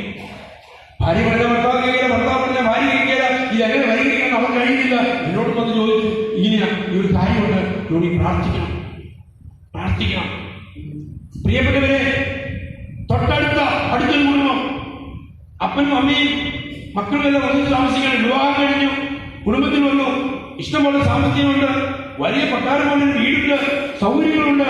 എന്നാൽ അപ്പനും അമ്മയും ഇവർ വിവാഹം കഴിഞ്ഞ് 2 മക്കളായി കഴിയുമ്പോഴത്തേക്കും ഇവരുടെ കുടുംബത്തിലെ താളത്തിൽ എന്ത് സംഭവിച്ചു? അപ്പനും അമ്മയും 6 മാസക്കാലം ഒരു വീട്ടിൽ 2 ഭക്ഷണ ഭാഗം ചെയ്ത് ജീവിച്ചു. മകനും മകളും 2 മക്കളും അവർ വേറെ വെച്ചു. അപ്പനും അമ്മയും അടുത്തൊരു മുറിയിൽ വേറെ വെച്ചു. 2 ഫ്രിഡ്ജ്, 2 വാഷിംഗ് മെഷീൻ, ഇങ്ങനെ അവർ 6 മാസം ജീവിച്ചു. ആരും അറിയാതെ നമ്മുടെ കുടുംബത്തിലെ അകത്തളങ്ങളിൽ നടക്കുന്ന ഈ ചീഞ്ഞടിച്ച പ്രശ്നങ്ങൾ നമ്മൾ ആരോടും പറയാതെ സൂക്ഷിക്കുക. അവസാനം എവിടെയെങ്കിലും ചീറിപ്പൊട്ടി പുറത്തിയാടുമ്പോഴാണ് പ്രാർത്ഥിക്കണം ചേട്ടാ, പ്രാർത്ഥിക്കണം അച്ഛൻ പ്രശ്നമാണ്, പള്ളിയിലേക്ക് വരും, അതുവരെ ആരും അറിയുന്നില്ല. പ്രിയപ്പെട്ടവരെ, ഞാനിത് പറഞ്ഞത് ഈ 2 കുടുംബങ്ങൾ, ഒന്ന് അപ്പനും അമ്മയും വേറെ താമസിക്കും. ഇവരുടെ വീട്ടിൽ നിന്ന് 12 കിലോമീറ്റർ മാറി വാടകയ്ക്ക് വീടെടുത്ത് അവിടെ താമസിക്കുക. ബിസിനസ് ചെയ്യുന്നത് ഒരേ സ്റ്റാൻഡാണ്. അങ്ങനെ വന്നപ്പോൾ ആൾക്കാരെല്ലാം അറിഞ്ഞു വരും, എല്ലാവർക്കും അറിയാം. കഴിഞ്ഞ ദിവസം ഈ ചെറുക്കിന് സുഖമില്ലാതെ ഇവരെ കൊണ്ട് നമ്മുടെ ഒരു വലിയ ഹോസ്പിറ്റലുണ്ടോ, ആരുമായി ഇത് വളരെ കൃത്യമായിട്ട് നമുക്കറിയാം. ഒരു വചനം നമ്മൾ അറിഞ്ഞില്ലേ, ഹോസ്പിറ്റലിന്റെ പേര് നമ്മൾ ഓർത്തിരിക്കും. സുവിശേഷത്തിൽ ഒരു കാര്യം നമ്മളോട് പറഞ്ഞിട്ടേനും ഹോസ്പിറ്റൽ നമ്മൾ ഓർത്തിരിക്കുക. കാരണം നമ്മൾ ചെന്ന് കിടക്കേണ്ട സ്ഥലമാണ്. എപ്പോഴാണ് അങ്ങോട്ട് നമ്മളെ കെട്ടിയെടുക്കുന്നത് നമുക്കറിയില്ല, മനസ്സിലായി? അതുകൊണ്ട് അത് നമ്മൾ ഓർത്തിരിക്കും. അത് സ്വാഭാവികമാണ്, അതാ മനുഷ്യൻ എന്ന് പറയുന്നത്. അങ്ങോട്ട് പോകണം. നമ്മൾ ഇപ്പം തളർന്ന് വീണാൽ എവിടെ കൊണ്ടുപോകട്ടെ? ഇല്ല, ആദ്യം ചോദിച്ചാൽ അല്ലല്ല, അങ്ങനെയാണ് ചോദിക്കുന്നത്. ഒരാൾ തളർന്ന ആദ്യം ചോദിക്കുന്നത് വണ്ടിയെ കയറ്റിക്കുമ്പോൾ ഡ്രൈവർ ചോദിക്കും എങ്ങോട്ടാ കൊണ്ടുപോകട്ടെ? അങ്ങനെയല്ല ചോദിക്കുന്നത്. ഉടനെ എന്താ പറയും? അടുത്ത അറിയാവുന്ന വലിയ വസ്തുവിന്റെ പേര് പറയും, അങ്ങോട്ടാണ് പോവുക. പിന്നെ അടുത്ത ചോദ്യമുണ്ട്, പൈസ, സമ്പത്ത്, ഇതൊക്കെ കണ്ടെത്തിയേ പറ്റുള്ളൂ. അതിന്റെ പുറകെ ഓട്ടമായി അങ്ങനെ കാര്യങ്ങൾ മുന്നോട്ട് പോയിക്കൊണ്ടിരിക്കും. പ്രിയപ്പെട്ടവരെ, ചിലപ്പോഴൊക്കെ എടുത്തുകൊണ്ട് പോകുന്നതിന് മുമ്പ് അങ്ങ് എത്തുന്നതിന് മുമ്പ് തീർന്നു പോകാൻ സാധ്യതയുണ്ട്. കാരണം ഇപ്പൊ അങ്ങനെ കൊറോണ കാലമായത്, കൊറോണ കഴിഞ്ഞതിനും വലിയ പ്രശ്നമാണ്. പ്രിയപ്പെട്ടവരെ, ഞാനിത് പറഞ്ഞു വന്നത്, നമ്മൾ ഇങ്ങനെയുള്ള കാര്യങ്ങളിലൊക്കെ ലിസ്റ്റിട്ട് സൂക്ഷിക്കുന്നവരാണ്. ഹോസ്പിറ്റലിന്റെ ഫോൺ നമ്പർ, അതുപോലെ പെട്ടെന്ന് വീട്ടിലൊരു പ്രശ്നമുണ്ടായി. ഇപ്പൊ കുറുവാസംഘമൊക്കെ ഇറങ്ങിയ കാലമാണ്. അതുകൊണ്ട് കുറുവാസംഘത്തിന്റെ പ്രശ്നമുള്ളതുകൊണ്ട് നമ്മൾ അതറിയാൻ വേണ്ടി പോലീസ് സ്റ്റേഷന്റെ ഫോൺ നമ്പർ നമ്മുടെ ഉണ്ട്. കുറുവാസംഘം ഇറങ്ങി നമുക്ക് കൃത്യമായിട്ടുണ്ട്. ഇപ്പൊ നമ്മുടെ നാട്ടിലാണ് ആനയുണ്ട്, കടുവയുണ്ട്, പുലിയുണ്ട്, ഇതെല്ലാം ഉണ്ട്. ഇതെല്ലാം വലിയ പ്രശ്നമാണ്. രാത്രി കഴിഞ്ഞ് നടക്കാൻ പോലും വേണമെന്നൊക്കെ അച്ഛനോട് പറഞ്ഞത് വലിയ പ്രശ്നമാണെന്ന് പറഞ്ഞു. അതുകൊണ്ട് എത്രയും പെട്ടെന്ന് ഇവരെ വിഷമിപ്പിക്കാതെ വിട്ടേക്കുമെന്ന് പറഞ്ഞേക്കുന്ന അച്ഛനങ്ങനെ നിങ്ങളെ കുറിച്ച് ഭയങ്കര കരുതലുള്ള അച്ഛനാണ്. കാരണം അച്ഛനെ എനിക്ക് വളരെ അടുത്തറിയാം. കാരണം ഒരു 4 വർഷക്കാലം എന്റെ വികാരിയനായിരുന്നു. എന്റെ ജീവിതത്തിലൊക്കെ നന്നായിട്ട് ഇടപെട്ടതാണ് അച്ഛൻ. അച്ഛന്റെ ബലത്തിലാണ് എന്റെ ജീവിതത്തിൽ പല കാര്യങ്ങളും ഞാൻ മുന്നോട്ട് പോകാൻ എന്നെ സഹായിച്ചത്.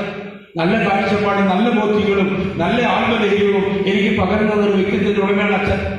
ഞാൻ ഓർക്കുന്നു, കൊറോണ കാലത്ത് അച്ഛനെ കൊണ്ട് പറഞ്ഞപ്പോൾ ഉറപ്പ് പറഞ്ഞു പോയതാ. കൊറോണ കാലത്ത് കൊറോണയുടെ തുടങ്ങി ആരംഭിച്ച അന്ന് മുതൽ കൊറോണ അവസാനിക്കുന്ന അന്ന് വരെയും ഞങ്ങളുടെ പള്ളിയിൽ കുർബാന ഉണ്ടായിരുന്നു. അതിനേക കാരണം അതായത് പള്ളിയിൽ വിശ്വാസികൾ പങ്കെടുക്കുന്ന കുർബാന ഉണ്ടായിരുന്ന ഏക പള്ളി ഞങ്ങളുടെ ഇടവപ്പള്ളി കല്ലുപാലം പള്ളിയായിരുന്നു. പ്രിയപ്പെട്ടവർ, ഞാൻ പറഞ്ഞത് അവിടെ ഞങ്ങൾക്ക് പ്രാർത്ഥിക്കാനും ഞങ്ങൾക്ക് വേണ്ടി പ്രാർത്ഥിക്കാനും ഞങ്ങൾക്ക് മരുന്ന് വേണ്ടി ചേരാനും ഞങ്ങളെ ഹോസ്പിറ്റലിൽ കൊണ്ടുപോകാനും ഞങ്ങളുടെ ജീവിത പ്രശ്നങ്ങളിൽ ഇടപെടാനും ഞങ്ങളുടെ കുടുംബപരമായ കാര്യത്തിൽ ഇടപെടാനൊക്കെ അച്ഛൻ ഞങ്ങൾക്ക് ഒരു തണലുമായി. ഞാനിത് പറഞ്ഞു വന്നത് പ്രിയപ്പെട്ടവരെ, ആവശ്യം വരുമ്പോഴാണ് പലരെയും നമ്മൾ ഓർക്കുക. ആവശ്യം വരാത്തത് ആരെയും ഓർക്കാനില്ല. ഞാൻ പറഞ്ഞു വന്നത് നമ്മൾ പല കാര്യങ്ങളും ലോകത്തിൻ്റെതായ ഒത്തിരിയേറെ കാര്യങ്ങൾ ഓർത്തിരിക്കുന്നവരാണ്. എന്നാൽ ആത്മീയപരമായ കാര്യത്തിൽ നീ ലോകം മുഴുവൻ നേടിയാലും അല്ല, ഈ ജീവിതത്തിൽ നമ്മൾ എപ്പോഴും കേട്ടിട്ടുള്ള അല്ല, ലോകം മുഴുവൻ നേടിയാലും പുറകിൽ ഞാൻ പറഞ്ഞ കേൾക്കാവോ? കേൾക്കാം. ആ ലോകം പുറകിൽ പറയൂ, ലോകം മുഴുവൻ നേടിയാലും ആ ആത്മാവ് നശിച്ച എവിടെയാണ് ഈ സാധനം? കണ്ടിട്ടുണ്ടോ? ഈ സാധനം നമ്മൾ കണ്ടിട്ടുണ്ടോ? ഈ ആത്മാവ് നമുക്കിത് കാണാൻ നമ്മളിങ്ങനെ കുറെ കാര്യങ്ങൾ നമുക്ക് വലിയ ഉപകാരമില്ലാത്ത കുറെ കാര്യങ്ങൾ കാണാൻ. എന്നാൽ ഉപകാരപ്പെടുന്ന കാര്യങ്ങളിലേക്ക് പ്രവേശിക്കാൻ നമ്മൾ വളരെ വിഷമിച്ചാണ് പോവുക. പ്രിയപ്പെട്ടവരെ, ഞാൻ പറയട്ടെ, ഈ കുടുംബം, ഞാൻ പറഞ്ഞ 2 കുടുംബങ്ങളും ഇന്ന് വലിയ വേദനയിലാണ്. ആ ചെറുക്കനെ രാജഗിരി ഹോസ്പിറ്റലിൽ കൊണ്ടുവന്നാക്കി. അവൻ 6 ദിവസം കിടന്നു. എന്ന് ഇന്നലെ ഞാൻ കണ്ടപ്പോൾ ചോദിച്ചപ്പോൾ ചേട്ടാ കുഴപ്പമൊന്നുമില്ലെന്നാ പറഞ്ഞതെന്ന് പറഞ്ഞു. കുഴപ്പമൊന്നുമില്ലെന്നാ പറഞ്ഞതെന്ന് പറഞ്ഞു. ഞാൻ പറഞ്ഞു കുഴപ്പമുണ്ടാകാൻ സാധ്യതയുണ്ട്. ഞാൻ പല പ്രാവശ്യം അവരോട് പറഞ്ഞു, നിന്റെ അപ്പനും അമ്മയും നിന്റെ ഭാര്യയും നിന്റെ കുഞ്ഞുങ്ങളും ഒന്നിച്ച് ജീവിക്കണമെന്ന ദൈവം ആഗ്രഹിച്ചത്. അപ്പോഴാണ് കുടുംബമായി തീരുക. ആ കുടുംബത്തിന്റെ ബന്ധങ്ങൾ കൂട്ടിയിണക്കപ്പെടേണ്ടതാണ്. കൂട്ടിയിണക്കപ്പെടാതിരുന്നു കഴിഞ്ഞാൽ അത് നിന്റെ ജീവിതത്തിന്റെ ഒരു നാശമാണ്, പരാജയമാണ്. ഇതൊക്കെ അവർ പറയാൻ പറഞ്ഞു. മറ്റേ പയ്യനോട് ചോദിച്ചു പറഞ്ഞു, അവർ ഈ കൊച്ചുകളെ കുറിച്ച് ഉള്ള ചിന്ത, കുട്ടികളെ വളർന്നതിനെ കുറിച്ച് വലിയ ചിന്തയാണ്. ആദ്യം നമ്മൾ നോക്കുന്നത് ഇപ്പൊ യൂട്യൂബും വാട്സപ്പും ഉള്ള കാലമാണ്. യൂട്യൂബ് എടുക്കും, അതിൽ നോക്കി എടുത്തോണ്ട് നോക്കും, എങ്ങനെയാണ് കുഞ്ഞുങ്ങളെ വളർത്തേണ്ടത്, എങ്ങനെയാണ് കാര്യങ്ങൾ ചെയ്യേണ്ടത് എന്നുള്ളതിനെ കുറിച്ച് നോക്കും, അത് പഠിക്കും, അതനുസരിച്ച് ചെയ്യും. പക്ഷെ നിന്റെ കുഞ്ഞിനെ എങ്ങനെ വളർത്തണമെന്ന് കർത്താവ് പറഞ്ഞത് കേൾക്കാൻ നമുക്ക് സമയമില്ല. നിന്റെ കുഞ്ഞിനെ എങ്ങനെയാണ് വളർത്തിക്കൊണ്ട് വരേണ്ടത്? ഞാൻ ചോദിക്കട്ടെ, ഇവിടെ ഇരിക്കുന്നതിൽ ബഹുഭൂരിപക്ഷം പേരും ഒരു 45 വയസ്സിന് മുകളിലേക്കുള്ള ആൾക്കാരാണ്. 45 വയസ്സിന് താഴെയുള്ളവര് വളരെ നമുക്ക് കൈകളിൽ എണ്ണാവുന്നത് മാത്രമേ ഉള്ളൂ. നമ്മുടെ കുഞ്ഞുങ്ങളെ നമ്മൾ വളർത്തിക്കൊണ്ടുള്ള വഴികൾ നമുക്ക് ഓർക്കാം. പലവിധ ദുഃഖങ്ങൾ നമ്മൾ അനുഭവിക്കുന്നുണ്ട്. കാരണം എനിക്ക് നിങ്ങളുടെ വീട്ടിലെ മുഴുവൻ കാര്യം അറിയില്ല. പക്ഷെ നിങ്ങളുടെ ഇരിപ്പും ഭാവവും കണ്ടിട്ട് ഞാൻ പറയുന്നു, അത്ര പന്തിയല്ല കാര്യങ്ങൾ എന്നാണ് എനിക്ക് തോന്നുക. Praise the Lord. കുഴപ്പമുണ്ടെങ്കിൽ എന്നോട് പറഞ്ഞേരെ, പുറത്തിറങ്ങുമ്പോൾ പറയണം, എന്റെ കാര്യത്തിൽ വലിയ പന്തികളൊന്നും ഇല്ലാട്ടോ എന്ന് പറഞ്ഞേരെ, എനിക്കൊരു സന്തോഷമാണല്ലോ. എവിടെ എടുത്തിട്ട് പറയാൻ പറ്റും, ഈ കാര്യങ്ങൾ ചേർത്ത് പറയാമല്ലോ. Praise the Lord. Hallelujah, hallelujah. പ്രിയപ്പെട്ടവരെ, ബഹുഭൂരിപക്ഷം ക്രിസ്ത്യാനികളിൽ നിന്ന് അതീവ ദുഃഖത്തിലാണ്, പ്രത്യാശയില്ലാത്തവരാണ്. അതിനൊരു കാരണം, അവർ ദൈവത്തിലേക്ക് നോക്കാതെ ലോകത്തിലേക്ക് നോക്കുകയും ലോക നടപടിക്രമങ്ങളിലേക്കും മനുഷ്യ വ്യക്തികളിലേക്കും തിരിഞ്ഞ് സഞ്ചരിക്കുകയും ചെയ്യുന്നു. കെട്ടുകഥയാണ്. ഏതെങ്കിലും യൂട്യൂബിൽ ചാനൽ വരുന്നതാണ് അവന്റെ ആധാരം, ജീവിതത്തിന്റെ ആധാരം. ആരെങ്കിലും എവിടെയെങ്കിലും ഇത് പറയുന്ന കാര്യങ്ങൾ കേട്ടിട്ടാണ് മനുഷ്യൻ വിധികൾ പ്രസ്താവിക്കുക. ഇന്നിപ്പോ നമുക്ക് ആകമൊക്കെ ഉള്ളത് സഭയിലിരിക്കാം, അല്ലേ? അച്ഛന്മാരെ കുറിച്ച് പറയാം. കാരണം ഈ 2 കാര്യം ചെയ്താലും ഒരു കുഴപ്പം ഉണ്ടാവില്ല. അവരച്ഛന്മാരായിട്ട് നമുക്ക് തല്ലാൻ കഴിയില്ല, സഭ നമ്മളെ തൂക്കാൻ കഴിയില്ല, അതൊന്നും കുഴപ്പമില്ല. രാഷ്ട്രീയക്കാരുടെ ഉള്ള പിറ്റേ ദിവസം നമുക്ക് പണിയും, വേറെ ഇപ്പൊ മറ്റു കാര്യങ്ങൾ പറഞ്ഞാലും പണിയും. അതുകൊണ്ട് നമുക്ക് അങ്ങനെയുള്ള ഒട്ടനവധി പ്രശ്നങ്ങളുണ്ട്. പ്രിയപ്പെട്ടവരെ, ഞാനൊരു കാര്യം ഓർക്കുകയാണ്. എന്നെ ഇന്ന് നിങ്ങളുടെ മുമ്പിൽ ഇങ്ങനെ നിർത്താനൊരു കാരണം, ഞാനൊരു രാഷ്ട്രീയ പ്രസ്ഥാനത്തിലൂടെ സഞ്ചരിച്ചു വന്ന സാഹചര്യത്തിൽ എന്റെ ജീവിതത്തിലേക്ക് ഇതുപോലൊരു ധ്യാനാനുഭവത്തിലൂടെ നിങ്ങൾ ഇരിക്കുന്ന പോലെ ഇവിടെ ഇരിക്കുന്ന ഒരു 85% പേര് ഇരിക്കുന്ന പോലെ തന്നെ ഇരിക്കുന്നതാണ്. കാരണം നിങ്ങളുടെ ഇരിപ്പ് കണ്ടിട്ട് എനിക്ക് ഭയം തോന്നുന്നു. Praise the Lord. എന്നോട് ക്ഷമിക്കുന്ന സഹോദരങ്ങളെ, എനിക്ക് ഭീതിയുണ്ട്. കാരണം നിങ്ങളുടെ ജീവിതത്തിന്റെ ഉത്കണ്ഠ എന്ന് പറഞ്ഞാൽ നിങ്ങളുടെ മുഖത്തൊരു സന്തോഷം നിരൂപിക്കാത്തതിന്റെ കാരണമെന്ന് എന്ന് ഞാൻ ഇവിടെ ചിന്തിക്കുന്നു. Praise the Lord. ഒന്ന് ചിരിക്കാൻ, ഒന്ന് സന്തോഷിക്കാൻ, ഒന്ന് സമാധാനിക്കാൻ, ദൈവത്തെ കുറിച്ച് പറയുമ്പോൾ നന്നായിട്ട് ഹല്ലേലൂയ പറയാൻ നമുക്ക് ആർജവം നഷ്ടപ്പെട്ടെങ്കിൽ നമ്മുടെ ആത്മസ്ഥിതിയെ കുറിച്ച് നമ്മൾ കാര്യമായിട്ട് ചിന്തിക്കണം. Praise the Lord. ഹല്ലേലൂയ. വളരെ ഉയർത്താമോ? ഒന്ന് ഉയർത്തി, ഒന്ന് നന്നായിട്ട് പറയോ. Hallelujah, hallelujah, hallelujah, hallelujah. ഞാൻ ഈ ശബ്ദം ഒന്ന് കേട്ടോട്ടെ, ഒന്നുകൂടെ പറഞ്ഞു. നന്നായിട്ട് പറഞ്ഞു കേട്ടോ. ഞാൻ നിങ്ങളൊരു കാര്യം ശ്രദ്ധിക്കാതെ, നിങ്ങൾ ഈ ഹല്ലേലൂയ പറഞ്ഞപ്പോ നിങ്ങളൊന്ന് നോക്കി, നിങ്ങൾക്ക് അറിയാതെ നിങ്ങളുടെ മുഖത്തൊരു സന്തോഷം വന്നില്ലേ? നിങ്ങൾ വന്നില്ലെങ്കിൽ നിങ്ങൾ അടുത്തിരിക്കുന്നത് നോക്കിയിട്ട് ഹല്ലേലൂയ പറഞ്ഞു. അടുത്തിരിക്കുന്ന ആളുകൾ ഹല്ലേലൂയ, നോക്കിയിട്ട് പറഞ്ഞു ഹല്ലേലൂയ,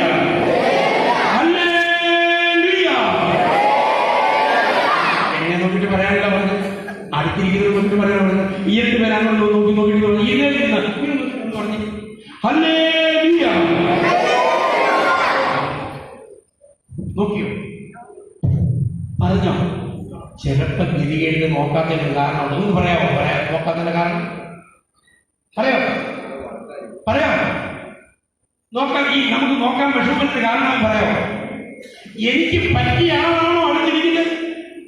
എനിക്കിട്ട് വല്ല തരികടയും ചെയ്ത പാർട്ടിയാണോ അടുത്തിരിക്കുന്നത്? എനിക്കിട്ട് കഴിഞ്ഞ ദിവസങ്ങളിൽ പാല വെച്ച പാർട്ടിയാണോ അടുത്തിരിക്കുന്നത്? അപ്പൊ എനിക്ക് അതൊന്നും നോക്കി ബോധ്യപ്പെട്ടിട്ട് ചെയ്യാറുണ്ട്. അത് ആദ്യം ഇങ്ങനെ കുഞ്ഞായിട്ടൊന്ന് നോക്കും. അവൻ തന്നെയാണോ ഇവൻ? അവൾ തന്നെയാണോ ഇവൾ? പ്രിയപ്പെട്ടവരെ, നമ്മൾ ഇത് ഭീരുക്കളാണ്. Hallelujah, hallelujah. എന്റെ പ്രിയപ്പെട്ടവരെ, നമ്മുടെ സകല ഭയത്തിന് കാരണം നമ്മൾ വചനം അറിയാത്തതാണ്. ഞാനിങ്ങനെ മൂവാറ്റുപുഴ ജീവജ്യോതിയിൽ 83 മാർച്ച് മാസം 12-ാം തീയതി ഇരിക്കുമ്പോൾ ധ്യാനത്തിൽ കേൾക്കുന്ന ഏക വചനം, ഒത്തിരി വചനം പറഞ്ഞു, പക്ഷെ എന്റെ ശ്രദ്ധയിലേക്ക് ഇറങ്ങിയ ഒരേ ഒരു വചനം, അന്ന് പ്രസംഗിച്ച അച്ഛനെ പറഞ്ഞു, നിന്നെ ഈ ലോകത്തിൽ അൺകണ്ടീഷണലായി സ്നേഹിക്കുന്നത് ഒരേ ഒരാൾ മാത്രമേ ഉള്ളൂ, അത് യേശു ക്രിസ്തുവാണ്. Hallelujah, hallelujah, hallelujah. ഞാൻ ആ ധ്യാനത്തിൽ പഠിച്ചത് ഈ ഒരൊറ്റ കാര്യം മാത്രമേ ഉള്ളൂ. ഒരു ധ്യാനത്തിൽ 6 ദിവസത്തെ ധ്യാനമാണ്. ഇതുപോലെ വന്നിങ്ങനെ നമ്മളിപ്പോ എല്ലാം നമ്മുടെ ജീവിതത്തിലെ ധ്യാനം എന്ന് പറഞ്ഞാൽ ഇത് മാത്രമേ നമുക്ക് കുഴപ്പമുള്ളൂ. സിനിമ കാണാൻ വേണ്ടി തിയേറ്ററിൽ പോയി ഒരു കുഴപ്പമില്ല. ഇപ്പൊ പ്രത്യേക സിനിമയൊക്കെ കളിക്കുന്നുണ്ട്, അവരുടെ പരസ്യം കൊണ്ട് തന്നെ ആൾക്കാർ അങ്ങോട്ട്, അത് നമ്മുടെ വിഷയമല്ല, അതിലേക്ക് പോകത്തില്ല. ഞാൻ പറഞ്ഞു വന്നത്, പ്രിയപ്പെട്ടവരെ, മറ്റേത് പ്രവൃത്തി ചെയ്യാനും മണിക്കൂറുകൾ ചെലവഴിക്കുന്നതിൽ നമുക്ക് വിഷമില്ല. എന്നാൽ ഇന്നൊരു ധ്യാനത്തിന് പോയാൽ ഇടവപ്പെട്ട ധ്യാനം ഒക്കെ പറഞ്ഞാൽ വിശ്വാസത്തിൽ ആദ്യം പറയും, അച്ഛാ ഒത്തിരി ധ്യാനം ഒരു എടുത്താൽ നമുക്ക് ഒരു 4 മണിക്കൂർ കുർബാനയും ഒരു ആരാധനയും ഒരു പാട്ടും ഒരു പൈസാമറ്റും കഴിഞ്ഞ് പിന്നെ വചനം പറയാൻ ആർക്കും 1 മണിക്കൂർ വരും. അത് കൊണ്ടുവരികയാണ് ഇല്ലേ? അത് കൊണ്ടുവരികയാണ്. അതൊക്കെ കാലം അല്ലെ? അങ്ങനെ. അപ്പം നമുക്കിത് വചനം കേൾക്കാൻ താല്പര്യം നമ്മേ കുറഞ്ഞുകൊണ്ടിരിക്കുന്നു. ഹല്ലേലൂയ. വചനം കേൾക്കാൻ താല്പര്യം കുറഞ്ഞുകൊണ്ടാകാം നമ്മുടെ അച്ഛന്മാരും നമ്മുടെ മെത്രാന്മാരും ഒക്കെ ഇപ്പൊ ധ്യാനം അങ്ങ് ശുദ്ധിച്ച് നമുക്ക് 2 മണിക്കൂർ പരിപാടി വെച്ചാൽ മതി. ഒരിടവപ്പിന്റെ ഒരു ധ്യാനം കിട്ടുന്നതിന് വളരെ കുറച്ച് ഒരു 2 മണിക്കൂറോ 3 മണിക്കൂറോ. ഇന്ന ഇടവക്കാരൊന്നും വരികയാണ്. സാധാരണ ഞാൻ ഒത്തിരി പേര് കേട്ടിട്ടുണ്ട്, ഇടവക്കാർ വരാൻ വളരെ ബുദ്ധിമുട്ടാണ്, അവർക്കൊന്നും സമയമില്ല, മനസ്സിലൊന്നും പറഞ്ഞിട്ട് കാര്യമില്ല. പക്ഷേ ഒരു കാര്യം ഞാൻ പറയാം, പ്രിയപ്പെട്ടവരെ, എൻ്റെ ജീവിതത്തിൽ വചനം കടന്നു വന്നപ്പോൾ മാത്രമാണ് എൻ്റെ പ്രതിസന്ധികളിൽ, എൻ്റെ ജീവിത സാഹചര്യങ്ങളിൽ ഞാൻ കർത്താവ് പിടിച്ചിരുന്ന് പോകാൻ. ഞാൻ നിങ്ങൾ വിചാരിക്കുന്നത് എനിക്കൊരു പ്രശ്നമില്ലാതെ നിൽക്കുന്ന ഇവിടെ നിന്ന് ഈ വേറെയിൽ കേൾക്കുന്നതുകൊണ്ട് അങ്ങോട്ട് നിങ്ങളോട് പറഞ്ഞാൽ മതി, തനിക്ക് പറഞ്ഞാൽ മതി എന്ന് നിങ്ങൾ വിചാരിക്കരുത്. എൻ്റെ നാട്ടിൽ നിന്ന് വന്ന എൻ്റെ കൂട്ടുകാരും എൻ്റെ തൊട്ടയൽവക്കാരും ഒക്കെ ഇരിപ്പുണ്ട്. അച്ഛൻ പറഞ്ഞ പേരുകൾ അവരൊക്കെ ഉണ്ട്. റോബിനൊക്കെ അയൽവക്ക ഇടവക്കാരാണ്. ഇനി വരുന്നവരും എൻ്റെ തൊട്ടയൽവക്കാരാണ്, എന്നെ നന്നായിട്ട് അറിയാവുന്നവരാണ്. അതുകൊണ്ട് ഞാൻ പറയുന്ന കാര്യങ്ങൾ എൻ്റെ ജീവിതമായിട്ട് ബന്ധമുണ്ടോ ഇല്ലയോ അവർ പരിശോധിക്കും. എനിക്ക് ആ നാട്ടിൽ പോയി ജീവിക്കേണ്ടതാണ്. ഞാൻ പറഞ്ഞു വന്നതിന്റെ അർത്ഥം, പ്രിയപ്പെട്ടവരെ, നല്ല പ്രതിസന്ധികളിലൂടെ കടന്നു പോരുന്ന എന്നെ സംരക്ഷിച്ച് കാത്തു പരിപാലിച്ച ഒരു വചനമാണ് ഈ ഞാനിപ്പോൾ പറഞ്ഞത്. നിന്റെ ജീവിതത്തിൽ അൺകണ്ടീഷണലായി സ്നേഹിക്കുന്നു. മനുഷ്യനെ സ്നേഹിക്കുന്നതിനെല്ലാം ഒരു കണ്ടീഷനുണ്ട്, ഒരു വ്യവസ്ഥയുണ്ട്. ഭാര്യ ഭർത്താവിനെ സ്നേഹിക്കുന്ന വ്യവസ്ഥയുണ്ട്, മക്കൾ മാതാപിതാക്കളെ സ്നേഹിക്കുന്നതിന് വ്യവസ്ഥയുണ്ട്, മക്കൾ മാതാപിതാക്കളെ സ്നേഹിക്കുന്നതിനും മാതാപിതാക്കൾ മക്കളെ സ്നേഹിക്കുന്നതിനും വ്യവസ്ഥകളുണ്ട്. പ്രിയപ്പെട്ടവരെ, എന്റെ താല്പര്യത്തിന് വിപരീതമായ എന്റെ മക്കളിൽ നിന്ന് എനിക്ക് താല്പര്യമല്ല. എന്റെ ഇനത്തിന് വിപരീതമായി എന്റെ അമ്മ നിന്നാൽ, എന്റെ അപ്പൻ നിന്നാൽ എനിക്ക് താല്പര്യമല്ല. അവരോട് എനിക്ക് ഇഷ്ടക്കുറവുണ്ടാകും. അവർക്കെതിരെ ഞാൻ കൈയുയർത്തും, വാക്കുയർത്തും, നാക്കുയർത്തും. ഇന്ന കാലമാണ്. പണ്ട് ഈ ഒരച്ഛനോട് പറഞ്ഞൊരു കാര്യം പറയുകയും, എന്റെ മുന്നിൽ വിളിച്ചിട്ടാ, ഈ 10ാം ക്ലാസ് വരെ വേദദേശം പഠിപ്പിച്ചു കൊണ്ടുവന്ന ഈ പിള്ളേരെ ഒരു കുഴപ്പമില്ല പറഞ്ഞാൽ കേൾക്കുമായിരുന്നു. പക്ഷെ ഇപ്പൊ കേൾക്കും. നിങ്ങൾക്കറിയാമോ, ഒരു ഇടവേളയിൽ സംഭവിച്ചൊരു കാര്യം? അടുത്ത കാലം ഇടവേളയുടെ പേര് കൃത്യം അടയാളപ്പെടുത്തി പറയാൻ വേണമെന്ന് ഞാൻ അങ്ങനെ പറയുന്നില്ല, എങ്കിലും ഞാൻ പറയാം. സൺഡേ സ്കൂളിൽ ഞായറാഴ്ച ക്ലാസ് കഴിഞ്ഞ് ടീച്ചേഴ്സ് ചില ട്രെയിനിങ് ഒന്നും ഇല്ല, അങ്ങനെ ചെയ്യല്ലേ? ഈ സൺഡേ സ്കൂളിന്റെ സമയത്ത് ഒരു അസംബ്ലി ചെയ്യാറില്ല? ഇല്ല, അസംബ്ലി ഇവിടെയുണ്ടോ? ഞായറാഴ്ച അസംബ്ലി ഉണ്ടോ? സൺഡേ സ്കൂളിൽ ഉണ്ടോ? ഇല്ലേ? ആ, ഞങ്ങളുടെ നാട്ടിലുണ്ട് ഒരു അസംബ്ലി ഉണ്ട്. ഞങ്ങൾ സ്കൂളിലെ അസംബ്ലി, ഒരു അസംബ്ലി മിക്കവരും പള്ളിക്കാർക്കാണ് പോകുന്നത്. അങ്ങനെ ഒരു കൂടും, അങ്ങനെ ഇങ്ങനെ കൂടി കഴിഞ്ഞിട്ട് ഉണ്ടോ? അയ്യോ, ഒന്നും പറയുക ഉണ്ടായിരുന്നു പറഞ്ഞു. ആ, ഇവിടെ ഉണ്ട് ചേട്ടാന്ന് പറയണല്ലോ. അത്ര ഒരു സ്നേഹത്തെ എന്നോട്. ഹല്ലേലൂയ. ഈ അസംബ്ലി അന്ന് ജെൻസായിട്ടുള്ള സാറുമാരാകും, ഇനി വന്നില്ല, മാത്രമല്ല ലേഡീസ് ടീച്ചർമാരാണെങ്കിൽ പറഞ്ഞുകൊണ്ടിരിക്കുക. അവര് കുറെ നിർദ്ദേശങ്ങളും കാര്യങ്ങളൊക്കെ കൊടുത്ത സമയത്ത് പിള്ളേർക്ക് കൊടുത്തുകൊണ്ടിരിക്കുക. അപ്പൊ വികാരിക്ക് ഇങ്ങനെ പുറകിലിരിപ്പുണ്ട്. ഈ നിർദ്ദേശം കൊടുത്തുകൊണ്ടിരുന്ന സമയത്ത് പുറകിലിരുന്ന രണ്ട് വിദ്വാന്മാര് 10ാം ക്ലാസ് കഴിഞ്ഞവരാണ്. അവർ 10ാം ക്ലാസ് കഴിഞ്ഞാൽ അവർ പുറകിൽ നിന്നിട്ട് അവിടെ നിൽക്കുകയാണ്. അവർ ഇരിക്കുമല്ല, നിൽക്കുക, നിന്നുകൊണ്ടാണ് നിൽക്കുന്നത്. നിന്നുകൊണ്ടിരുന്ന സമയത്ത് ഇവർ അങ്ങോട്ടും ഇങ്ങോട്ടും നോക്കുകയും ചിരിക്കുകയും ഈ ടീച്ചറിന് നേരെ ഏതാണ്ടൊക്കെ കമന്റ് പറയുകയൊക്കെ ചെയ്തു.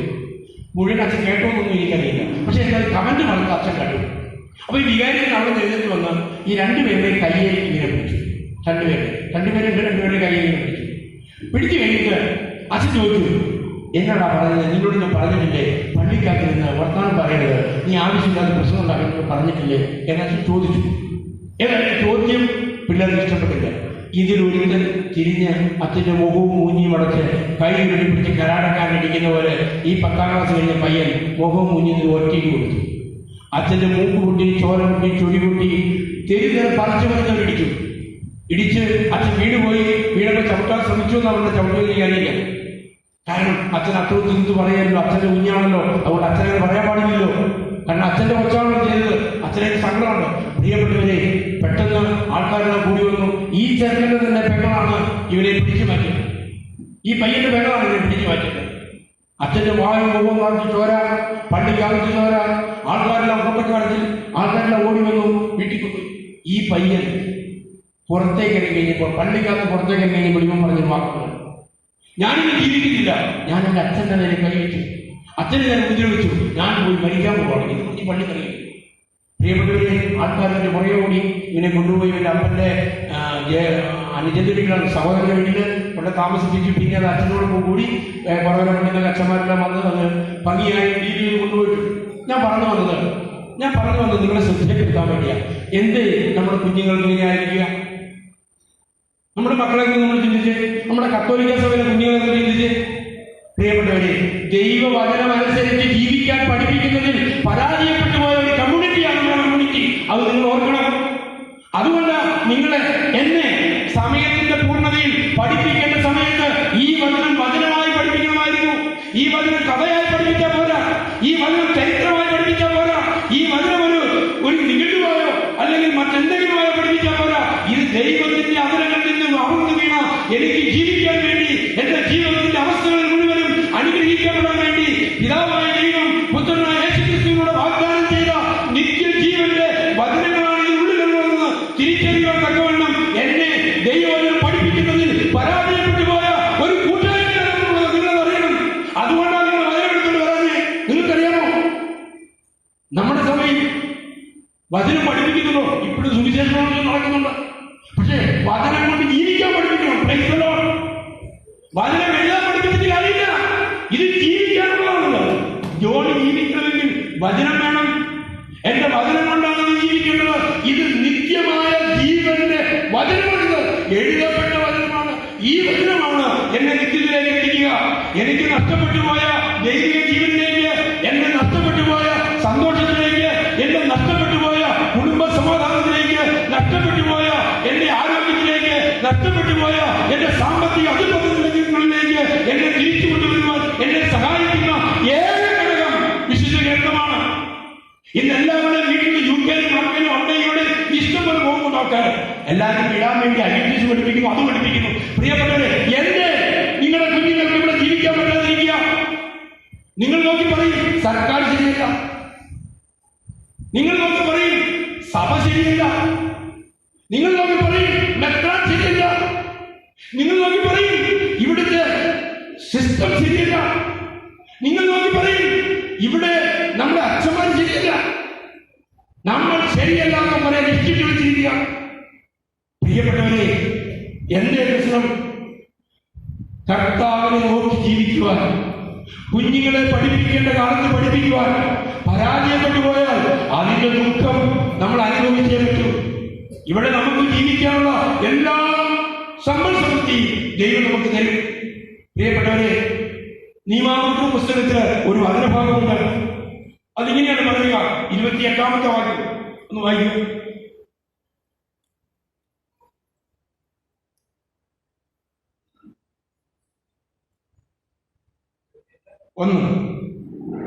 എന്റെ ദൈവമായ കർത്താവിന്റെ വാക്കുകൾ ആ മൈക്ക് മൈക്ക് മൈക്ക്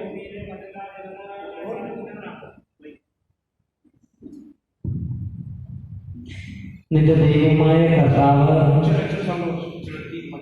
നിന്റെ ദൈവമായ കർത്താവിന്റെ വാക്ക് കേട്ട് ഇന്ന് ഞാൻ നിനക്ക് നൽകുന്ന കൽപ്പനകളെല്ലാം സൂക്ഷ്മമായി പാലിക്കുന്നുവെങ്കിൽ അവിടുന്ന് നിന്നെ ഭൂമിയിലെ മറ്റെല്ലാ ജനതകളേക്കാൾ ഉന്നതനാക്കും. മനസ്സിലായോ? ഇത് കർത്താവ് നമ്മളോട് പറഞ്ഞ വാക്കാണ്. കർത്താവ് നമ്മളോട് പറഞ്ഞ വാക്കാണിത്. എന്റെ വചനമനുസരിച്ച് ജീവിച്ചാൽ ഈ ഭൂമിയിൽ ഉള്ള മറ്റെല്ലാ ജനതകളെക്കാളും മെച്ചപ്പെട്ട വ്യക്തിയായി, ആരോഗ്യമുള്ള വ്യക്തിയായി, കഴിവുള്ള വ്യക്തിയായി, സൗന്ദര്യമുള്ള വ്യക്തിയായി, സാമ്പത്തുള്ള വ്യക്തിയായി, പഠനമുള്ള വ്യക്തിയായി, ജോലിയുള്ള വ്യക്തിയായി, വരുമാന മാർഗമുള്ള വ്യക്തിയായി നിന്നെ ഉയർത്താമെന്ന് പിതാവായ ദൈവം തന്റെ വചനത്തിലൂടെ നമ്മളോട് സംസാരിക്കണം. ഒരു ഹല്ലേലൂയ പറയാമോ? Hallelujah, hallelujah. എന്റെ പ്രിയപ്പെട്ടവരെ, ദൈവം പറഞ്ഞ വചനത്തോട് പുറത്തിരിക്കുന്ന മനുഷ്യൻ ദൈവം വാഗ്ദാനം ചെയ്തൊന്നും അനുഭവിക്കാൻ പ്രാപ്തനായില്ല. ആരുടെ കർമ്മം? സഭയാണ്. സഭ നമ്മളോട് എപ്പോഴും ഇത് എടുക്കണം, ഇത് വായിക്കണം, ഇത് ധ്യാനിക്കണം, ഇത് പഠിക്കണം എന്നല്ലാതെ സഭ എവിടെയെങ്കിലും ഏതെങ്കിലും വിധത്തിലുള്ള പോരായ്മ ഇതെടുത്ത് വായിക്കേണ്ട അവകാശം നമുക്കില്ലേ? ഞാനൊരു ധ്യാനം കൂടി 83 ആ ധ്യാനത്തിൽ ഞാൻ കേട്ട വചനമാണ്, നിന്നെ അൺകണ്ടീഷണലായി സ്നേഹിക്കുന്നത് യേശുക്രിസ്തു മാത്രമാണ്. എന്റെ ജീവിതത്തിൽ ഉടനീളം എന്നെ സംരക്ഷിക്കുന്ന ഒരു വചനമുണ്ട്. ഈ ഭാഗം പഠിക്കാൻ ആ ഭാഗം ഹെബ്രായരുടെ ലേഖനത്തിലാണ്. ഹെബ്രായരുടെ ലേഖനത്തിൽ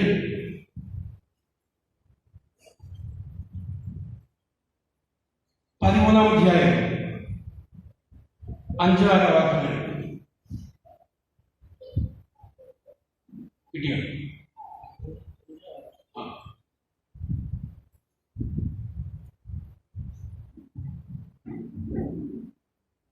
നിങ്ങളുടെ ജീവിതം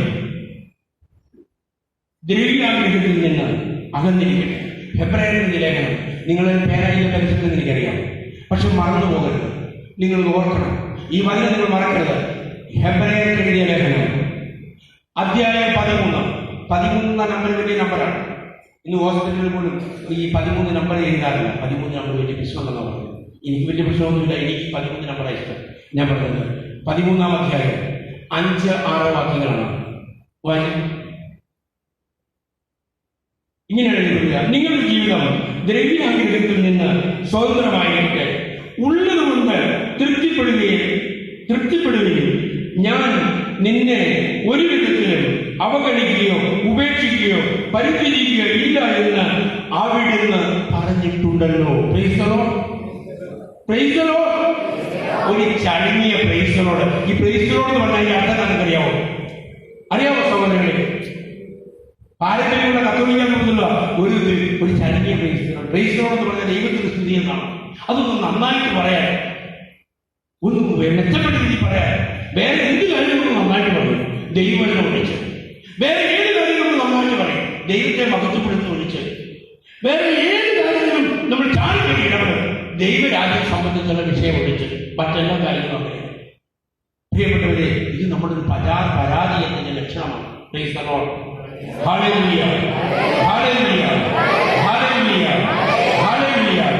നിങ്ങളുടെ ദേവാലയത്തിൽ നിങ്ങളെ ശുശ്രൂഷിക്കുവാൻ പിതാവായ ദൈവം നല്ല സ്നേഹം കൊണ്ട് രൂപതയിൽ നിന്ന് നമുക്കൊരു നല്ല വികാരിച്ചു തന്നിട്ടുണ്ട്.